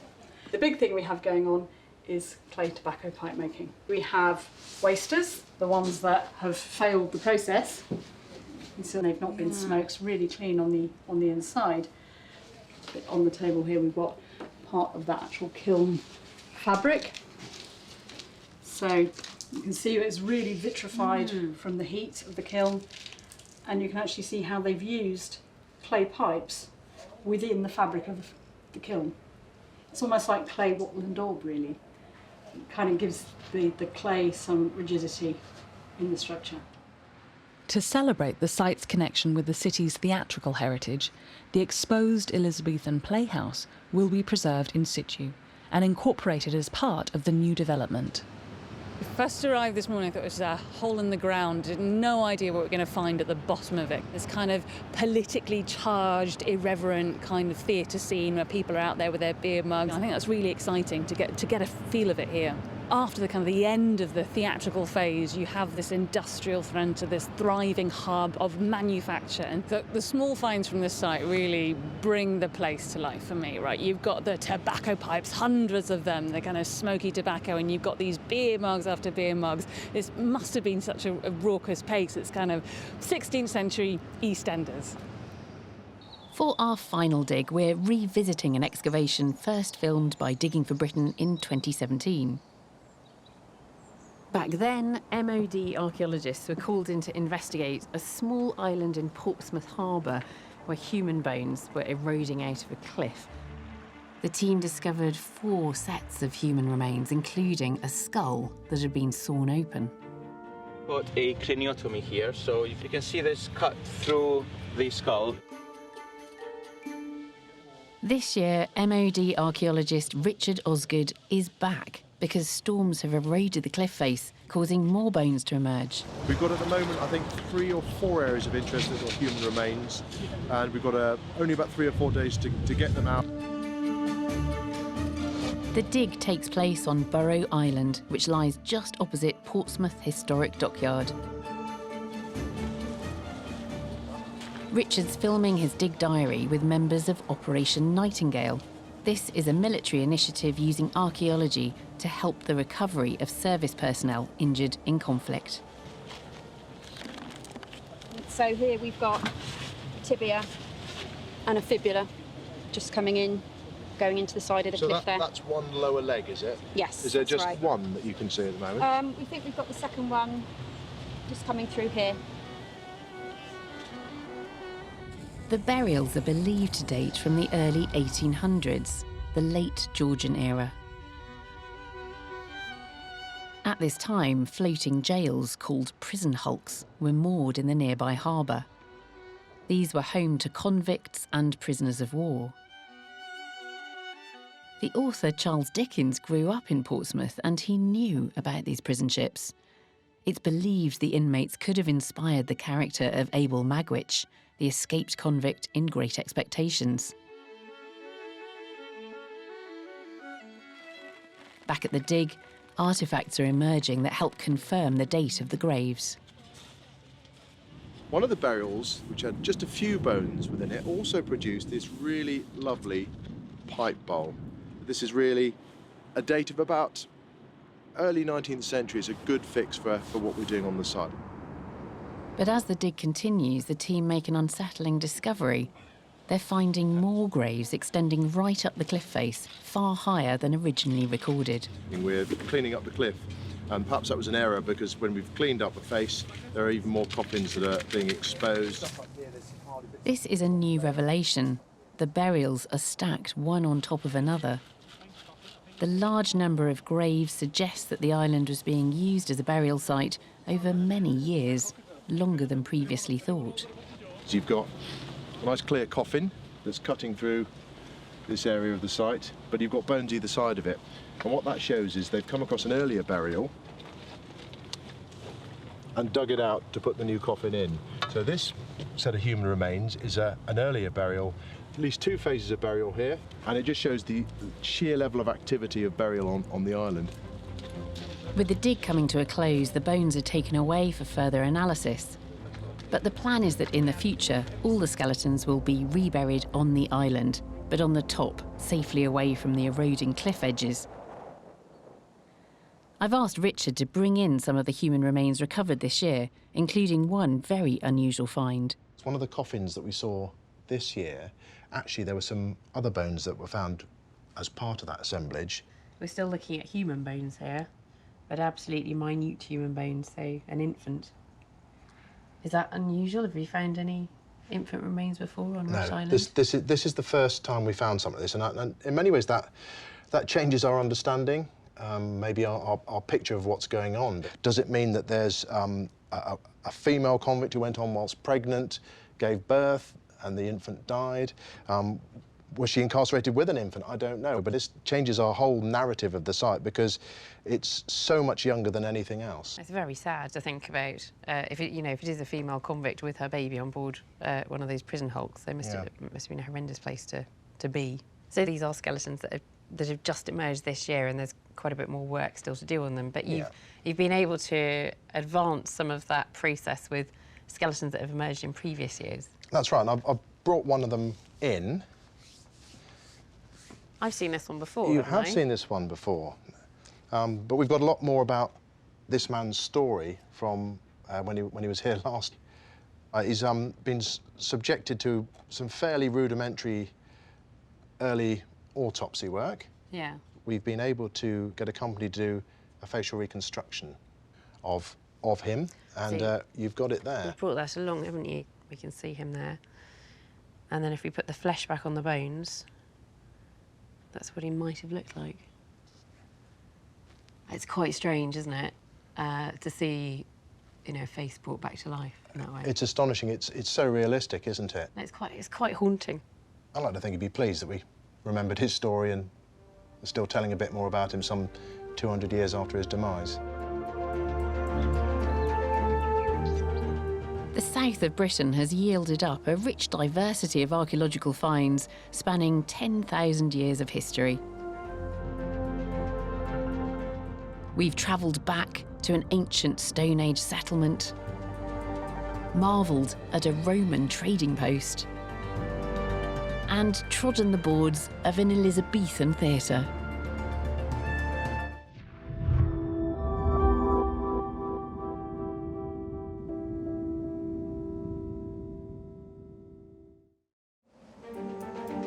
The United Kingdom has an epic history and a wealth of secrets still to uncover. Every year, hundreds of archaeologists dig, dive, and sieve to find clues to add to the great historical jigsaw of our ancestors' lives. You know when people say, what's the best thing you've ever found, guys? This. I'm Professor Alice Roberts. This year we've uncovered some astonishing finds and made some truly groundbreaking discoveries. Wow, look at that. Each team of archaeologists has been armed with a dig diary camera so they can record their discoveries as they happen. That is brilliant. Dave, I love you. Our roving archaeologist, Dr. Nisha McSweeney, is out on the digs. Who are we looking at? It's royal. And I'll be inviting the teams to bring in their finds for closer analysis. That is absolutely beautiful.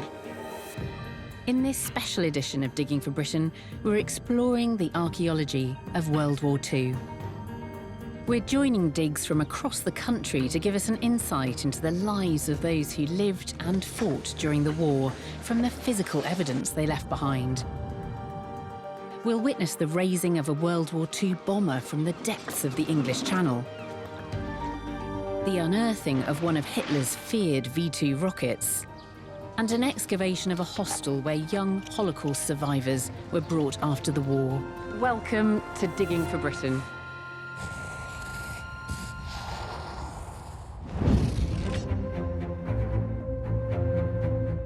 I've come to the Imperial War Museum in Duxford, Cambridgeshire.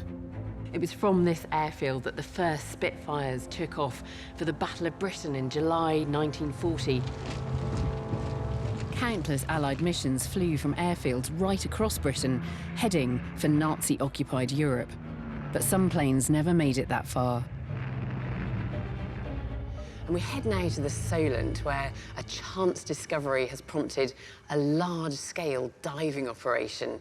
They are attempting to recover the amazingly intact remains of a Second World War bomber. The excavation is located 500 metres offshore, not far from Gosport Harbour. It was here in 2018 that the National Grid planned to lay an electricity cable to France, and they first needed to conduct an underwater survey of the seafloor. Yeah. Right, that looks like something. It's really hard to tell. It's been down there a long time, whatever it is. Looks like a section of an engine by the looks of it. Got cables there, have you? That looked like the framework of a wing or something. They'd stumbled upon a once-in-a-lifetime discovery. a World War II bomber known as a Fairy Barracuda that appeared to be completely intact. The Barracuda was designed by British company Fairy Aviation. It was built as a torpedo dive bomber, the first of its kind made entirely from metal. It could carry a variety of deadly payloads, from 6 250-pound bombs to a 450-pound depth charge or a huge 1,600-pound torpedo. The Barracuda made its maiden flight in December 1940 and was operated by the Royal Navy's Fleet Air Arm. At the discovery site under the Solent, a team from Wessex Archaeology have been brought in to try to raise this extraordinary plane from the seafloor. The aircraft is buried in a buttery type mud, which is not easy when it comes to excavation. Above the seabed, very little remains, but as we are excavating down, more and more is becoming open to us. More than 2,600 Barracudas were built, but not a single complete plane survives today. Dave Morris from the Fleet Air Arm Museum in Somerset is heading up an ambitious project to reconstruct an entire Barracuda using salvaged parts.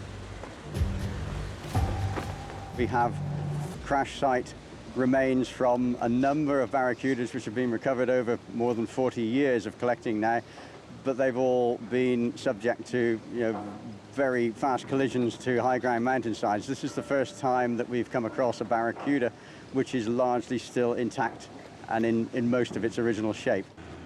It will be a dream come true for Dave's rebuild project if the plane can be raised in one piece. It's pretty amazing. You descend down the shot line and you see the remains of the Rolls-Royce Merlin engine that is quite prominent on the seabed. As you go further back, there are the remains of the fuselage, the cockpit and the wings that are still in place.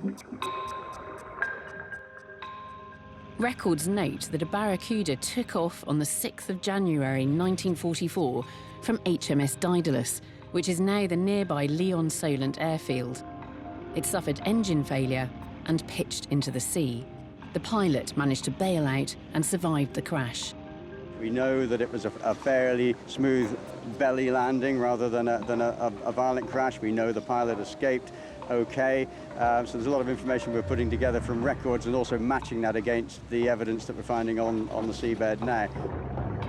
Before the plane can be raised, a powerful underwater siphon pump is used to suck the mud out from around the fuselage and wings. But working out how to raise the plane intact is proving to be a significant challenge. The divers realise the frame is much more fragile than they previously thought. The mud is tightly packed into the individual component parts, making the plane very heavy and likely to break up on lifting. We're going to have to dismantle the aircraft underwater because unfortunately it's too fragile to bring up in one piece. Despite the setback, the divers have managed to isolate a large part of one of the wings and are carefully preparing it for lifting.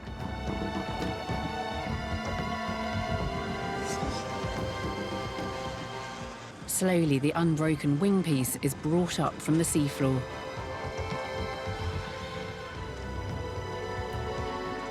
Once out of the water, the team need to work quickly. It starts to decay as soon as it comes out. It's been in the sea for 75 years or so.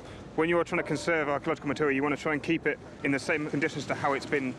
What we're going to do is wrap it up and then keep it at least wet, damp, to try and stop the corrosion continuing. The plane hasn't come up in one piece, but as more parts are slowly brought to the surface, Dave Morris is optimistic. Absolutely amazed to see, obviously, a piece of the Barracuda coming up after 76 years. Yeah, you can still tap on the aluminium. I expected it to be a lot more corroded, considering it's been down there for so many years. Later on, we'll be following the recovered parts of the plane, which will be taken to the Fleet Air Arm Museum. For now, Dave still has high hopes he can use these parts to help complete his reconstruction of this long-forgotten plain.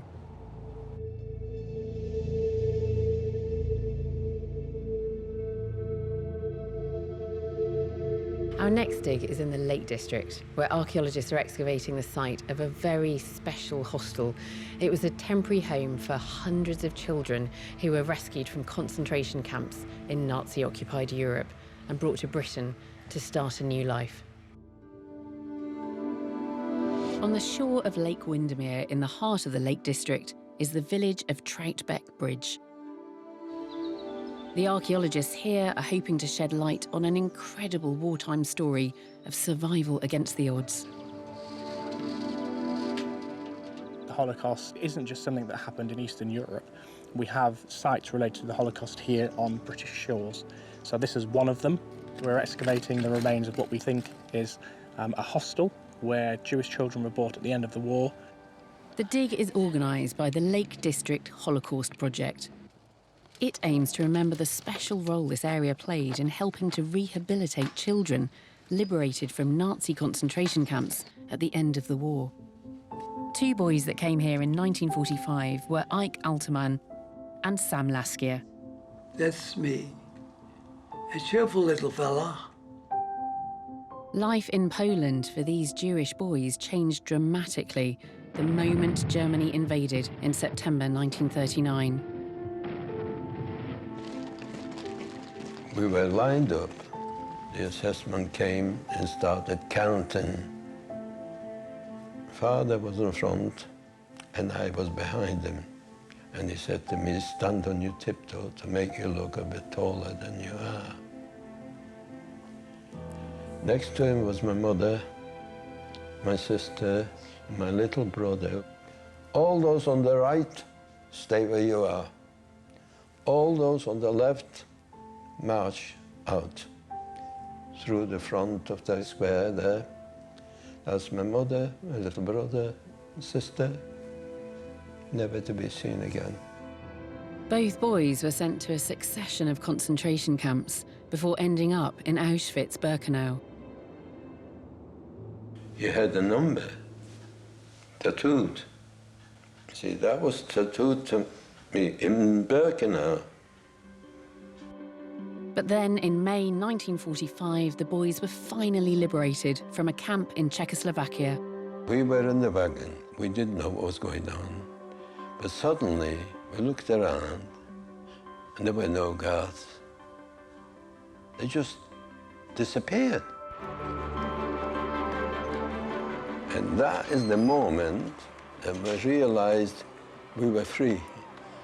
I am the one waving his hat.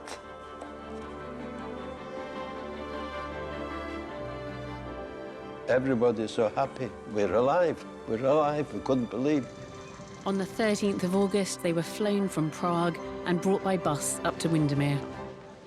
Well, I knew wherever they're taking me, it's going to be much better wherever I was. The boys were housed in one of 3 hostels located on what was the Kalgarth estate, a town that had been built during the war to house workers from the nearby Sunderland flying boat factory. After the war, the town was demolished and a school was built here. This is the first time the site has been excavated. The team are hoping to find evidence of one of the hostel buildings in the hope that they can learn something about the lives of the children that were brought here. We're finding huge amounts still exist within the ground. So that includes the sort of types of material that the structures were made from. So we're finding bricks and concrete and mortar. We're finding things like window glass. 300 orphaned Jewish children were brought to the Lake District. They were known as the Windermere Boys.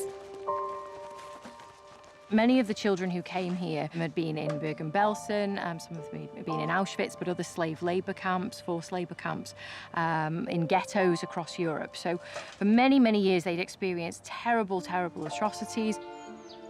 They were very much alone. They didn't know how many of their family members survived.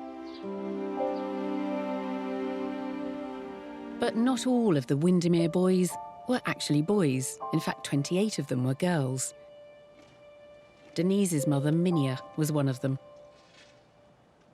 My mum was very proud to be one of the boys, although they were in the minority, because they made a fuss of the girls as well.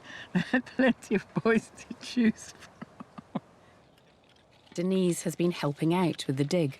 We found lots of pieces of tiles and water pipes or sewage pipes. We were thinking that it's probably some kind of bathroom. I was thinking my mum must have had to wash in the bathroom over there. The team are finding lots of evidence of the hostel building, but precious few personal items. One of the objects that we found, quite a poignant one, we think, and it's a little tiny plastic unicorn, which may or may not have been as a pendant around somebody's neck. So this looks to be a really interesting find, a small penknife. Looks like it's made of mother of pearl, but it's so corroded that the blade can't actually come out. It's the kind of thing that, you know, a child would have had and really looked after and carried around with them everywhere. It may have been more than 70 years ago, but Sam and Ike's memories of arriving in Windermere are still vivid. First of all, we arrived at night, so we didn't know much. The following morning, you see the hills and the lake. We had our place near the lakes as well. And we thought, this is paradise. This is the main hall. That's me over here. There was beds, clean sheets, pillowcases. We run outside, you know, we didn't have any proper things to wear. Some went out in their underpants and that. We were wild. We were wild. It was the most fantastic feeling. Although the rescued children only lived here for 6 months, it was a life-changing experience. They were offered counselling and schooling, including English lessons, before being resettled elsewhere in the UK. It is a very positive story of hope in a terrible time of despair, and I think it's really important to humanise the stories of refugees. Today, Ike and Sam have come back to the village as they're keen to see the excavation. It is very important, and it's very important that we also tell people what it was like. Although a lot of things have changed, but we kept the memories. The dig has helped local residents reconnect with this unique and important time in their village's history. Archaeology speaks to people in a special kind of way, and I think we owe the survivors and the children the chance to you know, put their story out there, and I think that's what archaeology can do. I've invited Kevin to come and tell me more about the project. Kevin, you've been digging in the Lake District, but your usual work focusing on the Holocaust takes you over to Eastern Europe. So this is a very different kind of dig for you. Yeah, absolutely. We do a lot in Eastern Europe. Looking at the archaeology of what happened during the Holocaust takes us to Poland and Ukraine and those sort of areas. But this project gave us the opportunity to do something a little bit closer to home. And you did find a selection of quite personal objects. So I think this one really stands out for me, the little horse. So we're not sure whether it's a horse or a unicorn. I think it's a unicorn, or it's an important object. It dates to around late 30s, 40s, so it's the right sort of period, with a unicorn being a mythical creature associated with hope and magic. Yeah. To find that on the site where we were looking for evidence of what these boys went through and how they lived their life in Windermere, then that was a perfect start for us, actually, yeah, it's to lovely. find that. Is it a little pendant? A little pendant, yeah. Wear around the neck. Yeah. What I find really kind of moving about this is that, you know, that might be something that I dig up in my garden at home, and it has very little meaning attached to it. In this context, absolutely, it comes with all that meaning. And then what's that? A tune? Interesting, curly top. So it's a hair curling gel, but it's made for toddlers and babies. Yes, it says for toddlers. For toddlers. Curly top. So it's to make your baby's hair grow curly. The natural hair curler for toddlers. So it would have been a culture shock to these children to all of a sudden be in an environment where you could curl your baby's hair using a gel. And then, what about this buckle? Quite important. It's a belt buckle. It's quite common to the period, so we're talking sort of 1930s, 1940s, right through to the 50s. It could well be that this belonged to one of them. What else have you got? There's a bottle top. Yeah, vino, isn't it? But that is a cough medicine. It just demonstrates that these children went from having no medical care whatsoever to all of a sudden to find themselves in a place where if they got a cough, they would be given some Vino's cough medicine by a nurse or a doctor. Yeah. It just demonstrates how dramatically their life changed overnight. Yeah. And the care that was suddenly around them. Absolutely. Do you think finding objects like this, does it make it feel as though that time is more distant or closer to the present day when you find these objects? The sort of argument here is that why do we do archaeology on such a recent period?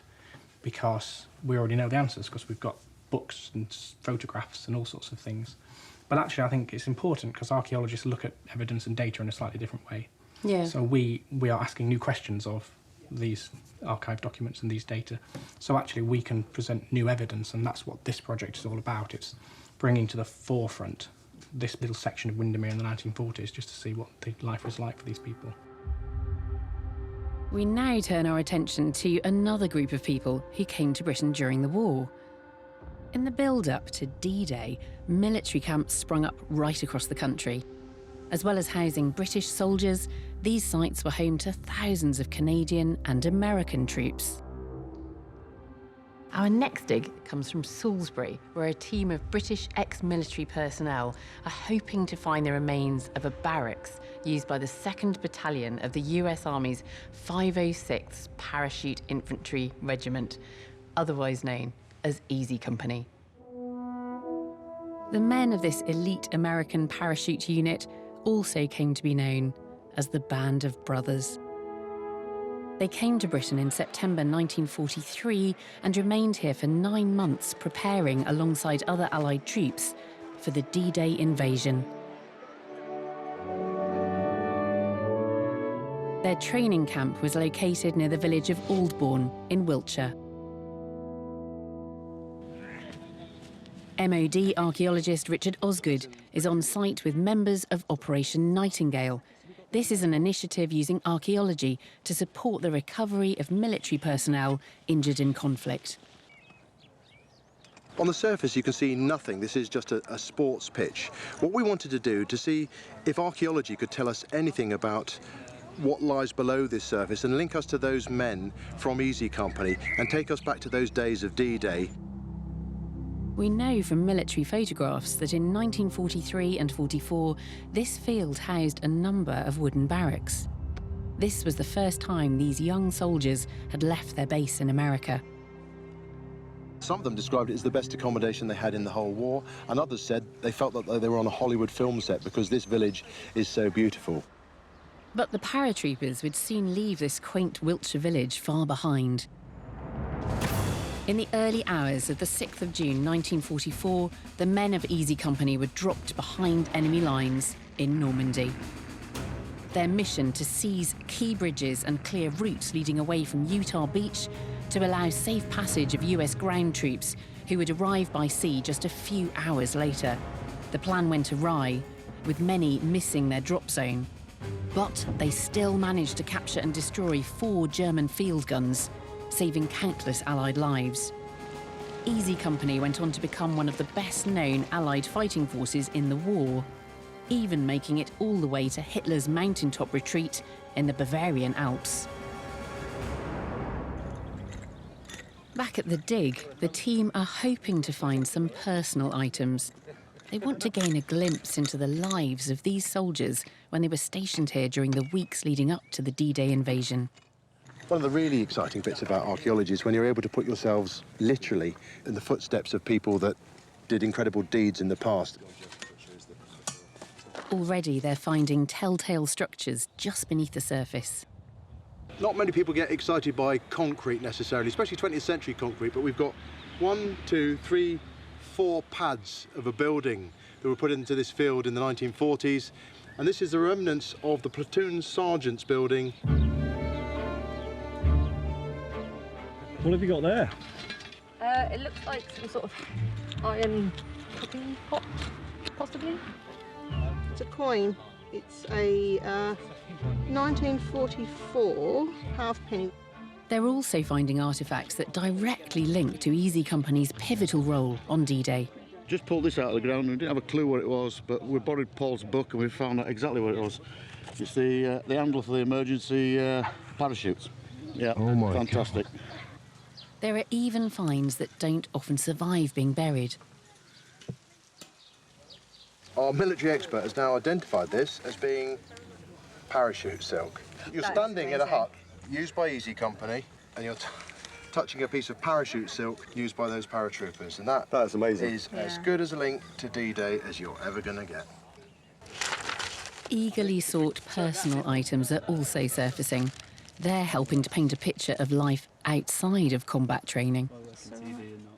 This is a fairly fun piece of evidence. It's a bottle of Brill cream that they'd have put in their hair to make themselves look presentable, having had their training and got themselves ready for an evening out. One of the local buildings was a place where the Americans did a lot of their dancing with the local girls. The story goes that they made such good use of that venue that at the end of the war they had to pay for the floor to be relaid. The hall still exists today. The floor's in really good condition. The dig is giving a unique insight into the reality of daily life for these brave men just at that moment before they left Britain for D-Day in June 1944. This particular room, and I'm just standing by the entrance looking into the hut, is their last moment of quiet, peace, tranquility, and probably a great deal of reflection before they dropped in on Normandy. And that adds a real element of pathos, I think, to this particular site. I've asked Richard to bring in some of those personal items for a closer look. And you've got some of the finds here from inside the hut, including that, which is extraordinary. You know, the hairs on the back of my neck, when you find something like this, and we're talking paratroopers, this is a handle of a reserve parachute used by somebody in Easy Company. So that's for your backup parachute? That's right. Your first parachute is what's called a static line. It's pulled by the aircraft itself, and it opens up and you parachute down, hopefully, and if that doesn't work, you've got that to keep you alive. And you've got some smaller objects, so talk me through these. What have we got here? A badge? Well, that's a little touch of them being very human, in fact. It's a basketball supporters badge. Let's get it under there. So there's a little basketball on there. That's right. It says, I support, but tantalisingly, we don't know who this individual soldier supported. So you've got a little trace of them being keen on life back home, but just whom we don't know. And this looks like something which you'd find on the head of a guitar. I think it's a mandolin. Oh, right. They're passing time playing musical instruments, one of the ways that they kept themselves occupied in the evenings. And what's this? That is a nylon stocking found in the hut. I don't know how far we go into that. maybe some chap who'd used a lot of Brill cream and had done pretty well on his dancing skills. Had a small gift with him. There are numerous histories and anecdotes of the guys giving kids sweets and chewing gum, things like that, and luxuries like these stockings. So it's all part of that liaising with the locals and getting them on side. It's a nice, tantalising touch again that this soldier might have had maybe happier things happening before they went to D-Day. Yeah. And it is like we're looking at a little American colony in 1940s Britain. That's right. We've got one small trench, but it's given us loads of finds relating to a pivotal moment in history and a really famous group of young men. And it is about Americana, it's about what they're doing to fight, what they're doing to try and stay human. And it's just a small keyhole into those days of 1943 and 1944. And as such, I think it's actually quite a fascinating little collection of finds. And I think what's interesting too is that you're digging with veterans who are bringing their own experiences to bear on the archaeology they're uncovering. Completely. We had several British military guys with us who have faced combat, so they know the sorts of experiences and traumas that these men have faced. And for them, that was a really important and powerful thing because they could directly connect to the men of Easy Company, albeit from a 21st century perspective. Yeah. And therefore, finding this sort of thing for them was quite an emotional experience, I think.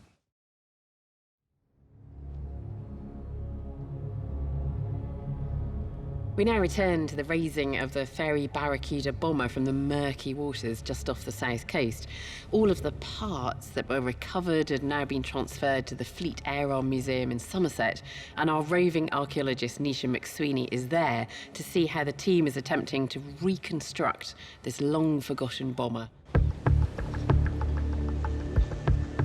The discovery of an intact barracuda bomber was a world's first, but sadly the salvage team could not raise it in one piece and had to bring it up in parts. At the Fleet Air Arm Museum, Dave Morris is head of an ambitious project to rebuild a whole barracuda using only original parts. For the last 40 years, they've been collecting fragments salvaged from various crash sites. But these are very difficult to use in the rebuild because they're so battered and mangled. This could all be about to change with the treasure trove of parts raised over several days from the Solent. So Dave, where are we so far with the project, putting this giant multiple jigsaw pieces back together? If you were to look at basically the plan form of a barracuda and think, okay, let's build one of those, I think you would stop on day one. It would just become too mind-boggling. Chief Engineer William Gibbs has been working on the project for 5 years. He has to identify each specific part, then work out where they go. It's a complex process. So we might put something together and then it has to come apart again. Okay. Which is annoying, but it's just part of the process. So far, he's rebuilt the cockpit. So just help me visualize this a bit more. You've got the pilot sitting here, you've got the wings over here. This is the nose of the airplane going behind us? The engine, yes. The engine. The engine would fit in front there, in front of the pilot. So we've got the engine and propeller there, and then the remainder of the aircraft. And the tail would be 30 or so feet down in that direction. So it's just a big airplane. This is a huge plane. The project is already providing a glimpse into the working lives of the people who built these planes more than 70 years ago. On here we've got drawings, pencil drawings, done in the factory. We were the first people to see those drawings since they were doodled on in the Bolton and Paul factory, in the factory. Pretty poor factory behaviour. You shouldn't go scribbling and doodling on airplanes, but this was wartime Great Britain, and there was a little bit of camaraderie and morale going on. Dave is now pinning his hopes on sections of the barracuda raised from the Solent, providing a mountain of usable parts to help complete the build. We started finding there were hundreds of really valuable fittings, tube ends, constructional details, components for the barracuda that we could harvest. You can't even begin to measure how useful this is for the project. As well as large sections such as the fuselage and the wing piece, outside the hangar, individual parts harvested from the Solent wreck are undergoing chemical preservation. So what have you got in these tanks? What's the magic solution that's getting rid of all this gunk? This is just ordinary fresh water, tap water mixed with citric acid. The citric acid helps reduce the alkalinity of the seawater, producing a more neutral pH solution. This helps to stabilize the parts and reduce any further degradation. Let's see what we got. Yeah. Oh, okay. It's a pipe, bit of collecting pipe, and then we've got. Ooh, yuck. And the rubber's incredibly supple. Oh, rubber. Yeah. Oh, yeah. Oh, this one does not smell good. There's a long way to go before all the components salvaged from the Solent wreck will be ready for use in the reconstruction of the plane. But Dave has already made some astonishing discoveries. These are a pair of batteries from the Solent wreck, two 12-volt batteries, dated June 43. We couldn't resist putting a tester on the batteries, and one of them still has 0.86 residual volts of current in it. It's absolutely remarkable that after 76 years on the seabed, absolutely. So there are some remarkable, quirky little finds coming up from the Solent wreck. I don't think I've ever seen a conservation challenge quite like this one. I'm used to working out on site with conservators to put together ancient pottery or other kinds of artifacts, and that's extremely difficult to do. But this This is something on a different scale, right? The complexity of it is just ramped up hugely. The rebuild project has many years of work ahead, but Dave is now confident that with the Solent wreck, one day he will be able to wheel out a complete barracuda, the very last of its kind. We now move from British planes to German military hardware. One of the most destructive weapons developed by Nazi Germany was the V2 rocket, the forerunner to later ballistic missiles. Each rocket bore a warhead containing 900 kilograms of explosives, and it's thought that around 3,000 rockets were launched at Allied targets during the Second World War. We now join two brothers who are on the search for a V2 rocket, which fortunately never hit its target and ended up in a farmer's field. The hunt is focused near the village of Marden in Kent. Amateur military archaeologists Colin and Sean Welsh are on the trail of a V2 that struck here at 2:15 a.m. on the 9th of March 1945. Aerial imagery taken after the war shows it came down in this field. We've excavated several V2 rockets and V1 flying bombs, so I'm afraid to say we've become experts. The V2 was the forerunner to rockets that would eventually put a man on the moon. It was invented in Germany in the 1930s and later developed as an explosive missile by the Nazis. The key to its long range was the innovation of using liquid oxygen and alcohol to propel the rocket. At the dig in Kent, the brothers hope that the remains of the rocket could reveal clues to its trajectory and how it detonated. To help locate the impact site, they use a portable magnetometer. If there are large steel parts in the ground, that will then cause a disturbance to the magnetic orientation in the ground. The magnetometer will detect that and give us a signal. Using the survey results, they map out what they believe is the extent of the impact crater now buried underground. And they start to dig.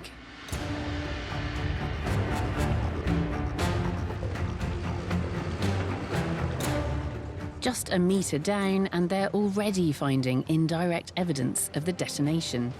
There was an orchard here, and obviously the trees were destroyed, and the damaged trees were pushed back into the hole and buried with the infill. And the one that you can see standing up just there, that's got a broken off top, which would have been caused by the blast of the device. Strong magnetometer readings down in the hole indicate they're still on target. The heavy clay soil makes it difficult to locate small finds, but it does have its benefits. This is the tiniest little bit here, and the aluminium looks almost fresh in the find, and that's because of the absence of oxygen in the hole. That's a good sign. It means that any future finds are going to be, hopefully, in a good state of preservation. The V2 had a maximum range of 320 kilometres and travelled at over 1,000 metres per second. It was travelling so fast that you could be stood at this spot and not know that a V2 was approaching. You wouldn't see it coming, you wouldn't hear it coming. Launched at Britain from sites in the Nazi-controlled Netherlands, the V2s caused an estimated 9,000 British civilian and military deaths. As the brothers dig deeper, recognisable pieces of the rocket are now starting to emerge. This is one of the support brackets for either the oxygen tank or the alcohol tank. That's quite a nice find. Let's just see what my brother concurs. Right, well, I know what it is. But that's one of the clamps for the fuel tanks. Well, I just said that I'd get you to confirm it with me. OK, so you haven't told... Well, I've told them. OK, well, I'll come down again, show what a pair of nerds we are, that we know every bit of a V2 rocket. Should be nearby. There's something... Deeper still, and key parts of the supersonic engine are coming to light. It doesn't look like very much at the moment, but this is a burner cup from the combustion chamber of the V2 rocket. I can tell that it's a burner cup because of that little bit of brass there, which was an injector nozzle. So alcohol was pushed through that to squirt a feed into the combustion chamber. There were 18 of these, and this is the first one out of our excavation.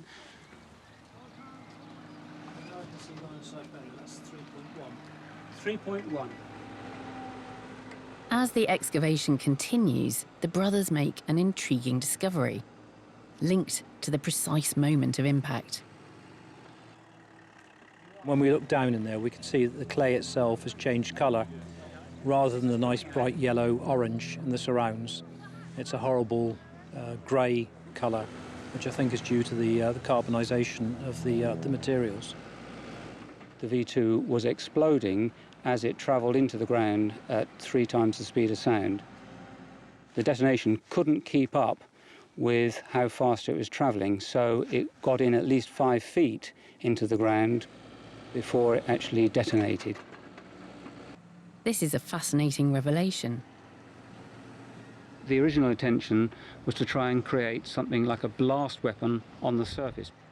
What they didn't bargain for, the supersonic speed, took the rocket further into soft ground than they might have expected. This V2 rocket had clearly gone off target when it hit the field. And it only detonated once it had penetrated the ground. The blast from its warhead would have been absorbed by the clay. 6 meters down, the brothers finally reached the bottom of the impact crater. The plan now is to clean and preserve the finds and scan them to create a digital archive. I quite enjoy the physics of the excavation. I particularly enjoy building a representation of what it was that happened at the site. We found a lot about the geology and what it does to the finds. I think we've done pretty well. Colin and Sean's excavation is part of an ongoing investigation into the role this terrifying weapon had on Britain during the war.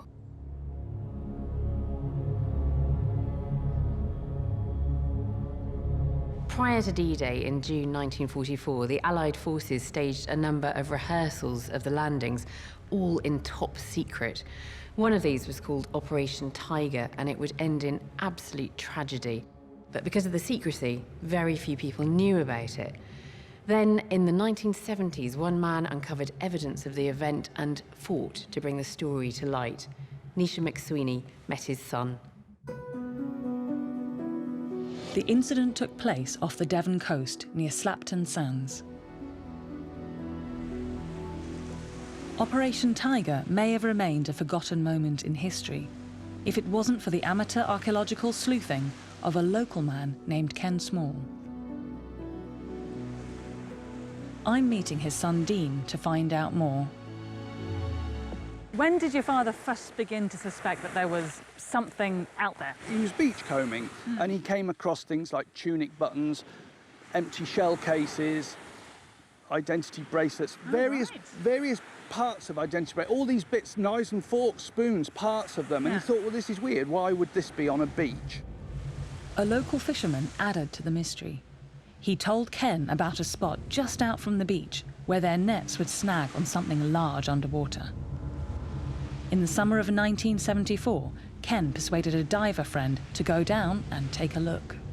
My dad took him out in a boat, he dived down, he came up and he said to my dad, it's a tank. And my dad said, well, what, an oil tank, water tank? He said, no, it's like an army tank. And my dad just thought, this is crazy, how can this be? Ken started to search local records and military archives for answers. It was then that he stumbled across a wartime exercise, codenamed Operation Tiger. Operation Tiger was carried out in April 1944. It was one of a number of practice exercises involving troops from Britain, the US and Canada that all took place in preparation for the Normandy landings. 30,000 US troops were sent to Slapton Sands to rehearse their part in D-Day. All of this stuff was completely covered up. So there was very little evidence as to what went on. The the actual exercises themselves. Determined to find out more about the tank, in May 1984, Ken took amateur maritime archaeology to a new level. With the help of friends and local divers, he raised the tank off the seafloor. They got a big bulldozer, they strapped a cable to it, and they started to pull it along the concrete slipway. And amazingly, the tracks started to turn. It's incredible. Yeah, and then all the crustacea and stuff that had grown on the tank over years of being under the water all started to break away and crumble off. And you can actually see grease still on the thing. It's just amazing. The tank was immediately jet cleaned and sprayed with rust preventer to protect it from decay. So, this is it? This is the tank. It's enormous! It's amazing to think about this under the water, and of course they were snagging their nets. And yeah. Dean, this is crazy for me. So I'm used to when I dig up, you know, iron objects from the Iron Age, they come up as like really crusty, corroded things. It's hard to tell what they are, but this is in fabulous condition. Ken had recovered an American amphibious Sherman DD tank.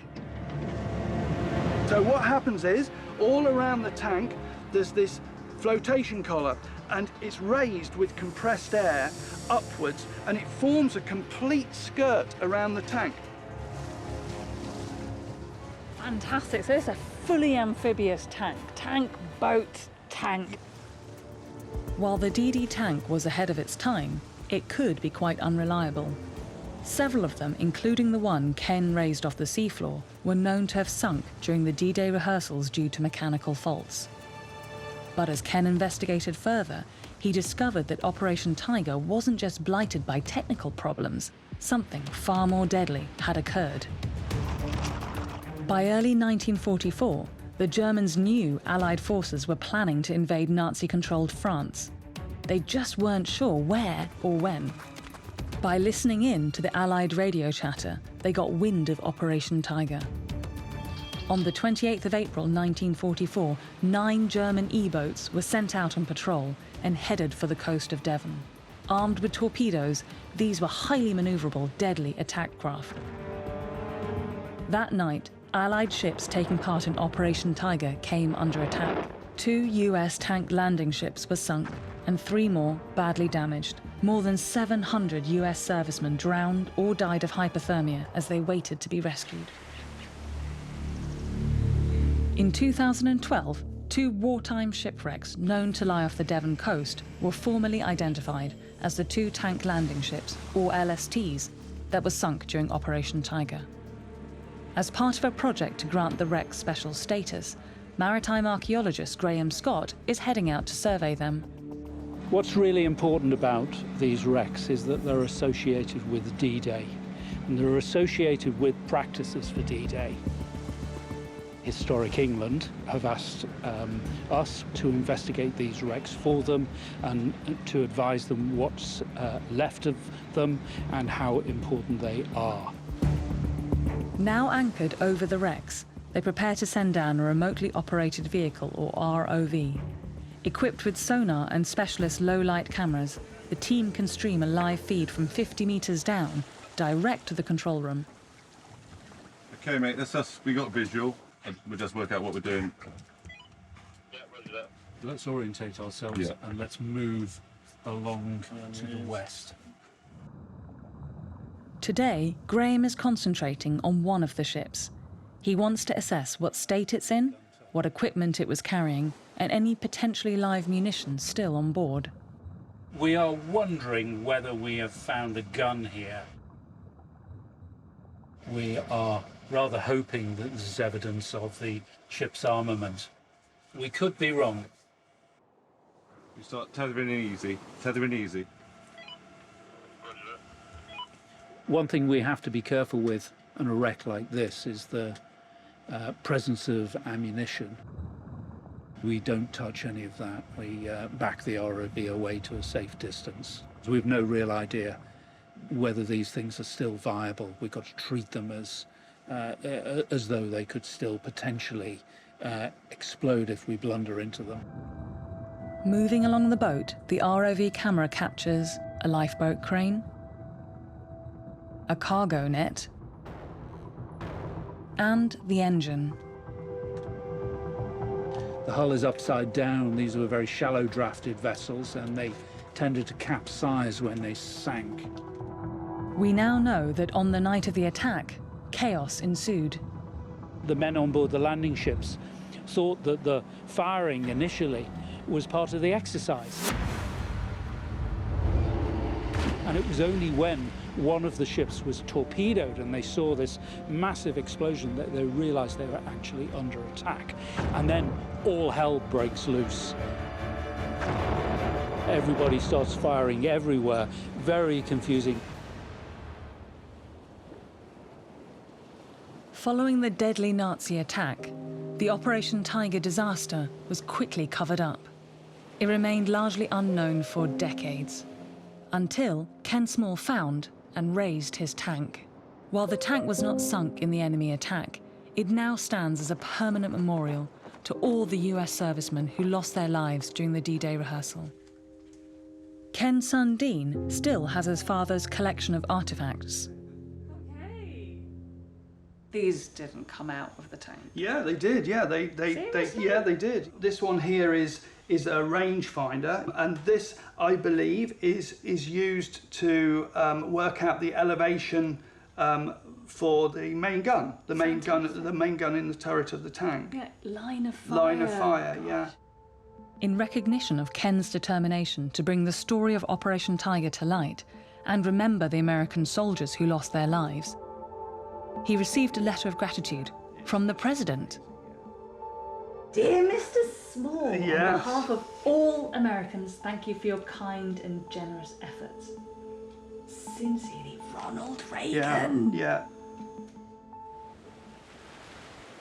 I think it's a really important story that deserves to be much more widely told. I mean, it's a big kind of part of the preparations for D-Day, which we just hadn't heard about.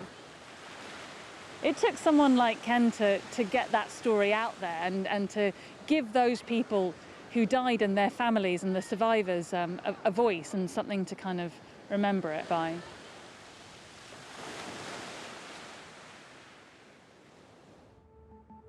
During the war, Northern Ireland had 28 airfields home to both RAF and US Army Air Force crews. Whether through combat damage, mechanical failure or pilot error, not every plane returned home. For our final dig, a team of archaeologists has been joined by an army of volunteer schoolchildren from both sides of the Irish border, and they are excavating the site of a crashed American fighter plane.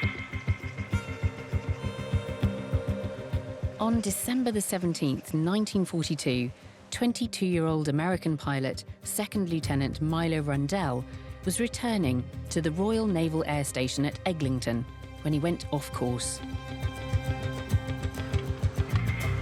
As part of an ongoing project to highlight the role played by Northern Ireland during the war, aviation historian Johnny McNee has been trying to find Rundell's plane. We have eyewitnesses said a plane crashed in this direction. What we're trying to work out from the archaeology, is that correct?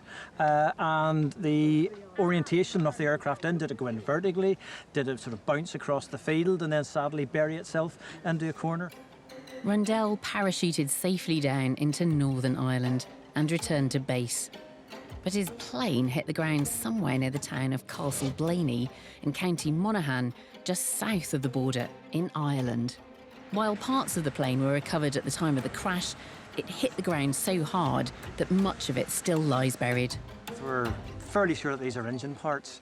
Lots of cables, clamps, ducts, bits of very contorted and smashed up metalwork with a distinct aroma of fuel off it. It looks to be part of the outside, we're thinking, because it has that greenish paint on it. I'm not 100% sure. We have a long hinged object here. Could be a door, could be...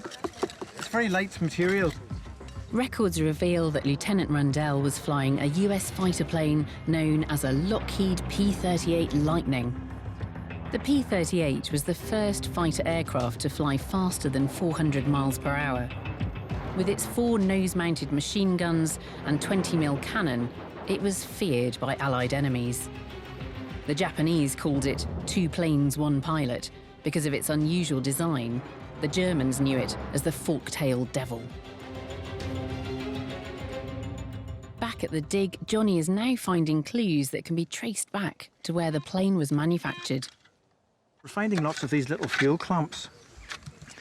And these clamps hold, the insulation and rubber tubing around various parts. You can see the manufacturer, the patent number, so it's Wittex Manufacturing Company, Chicago, USA.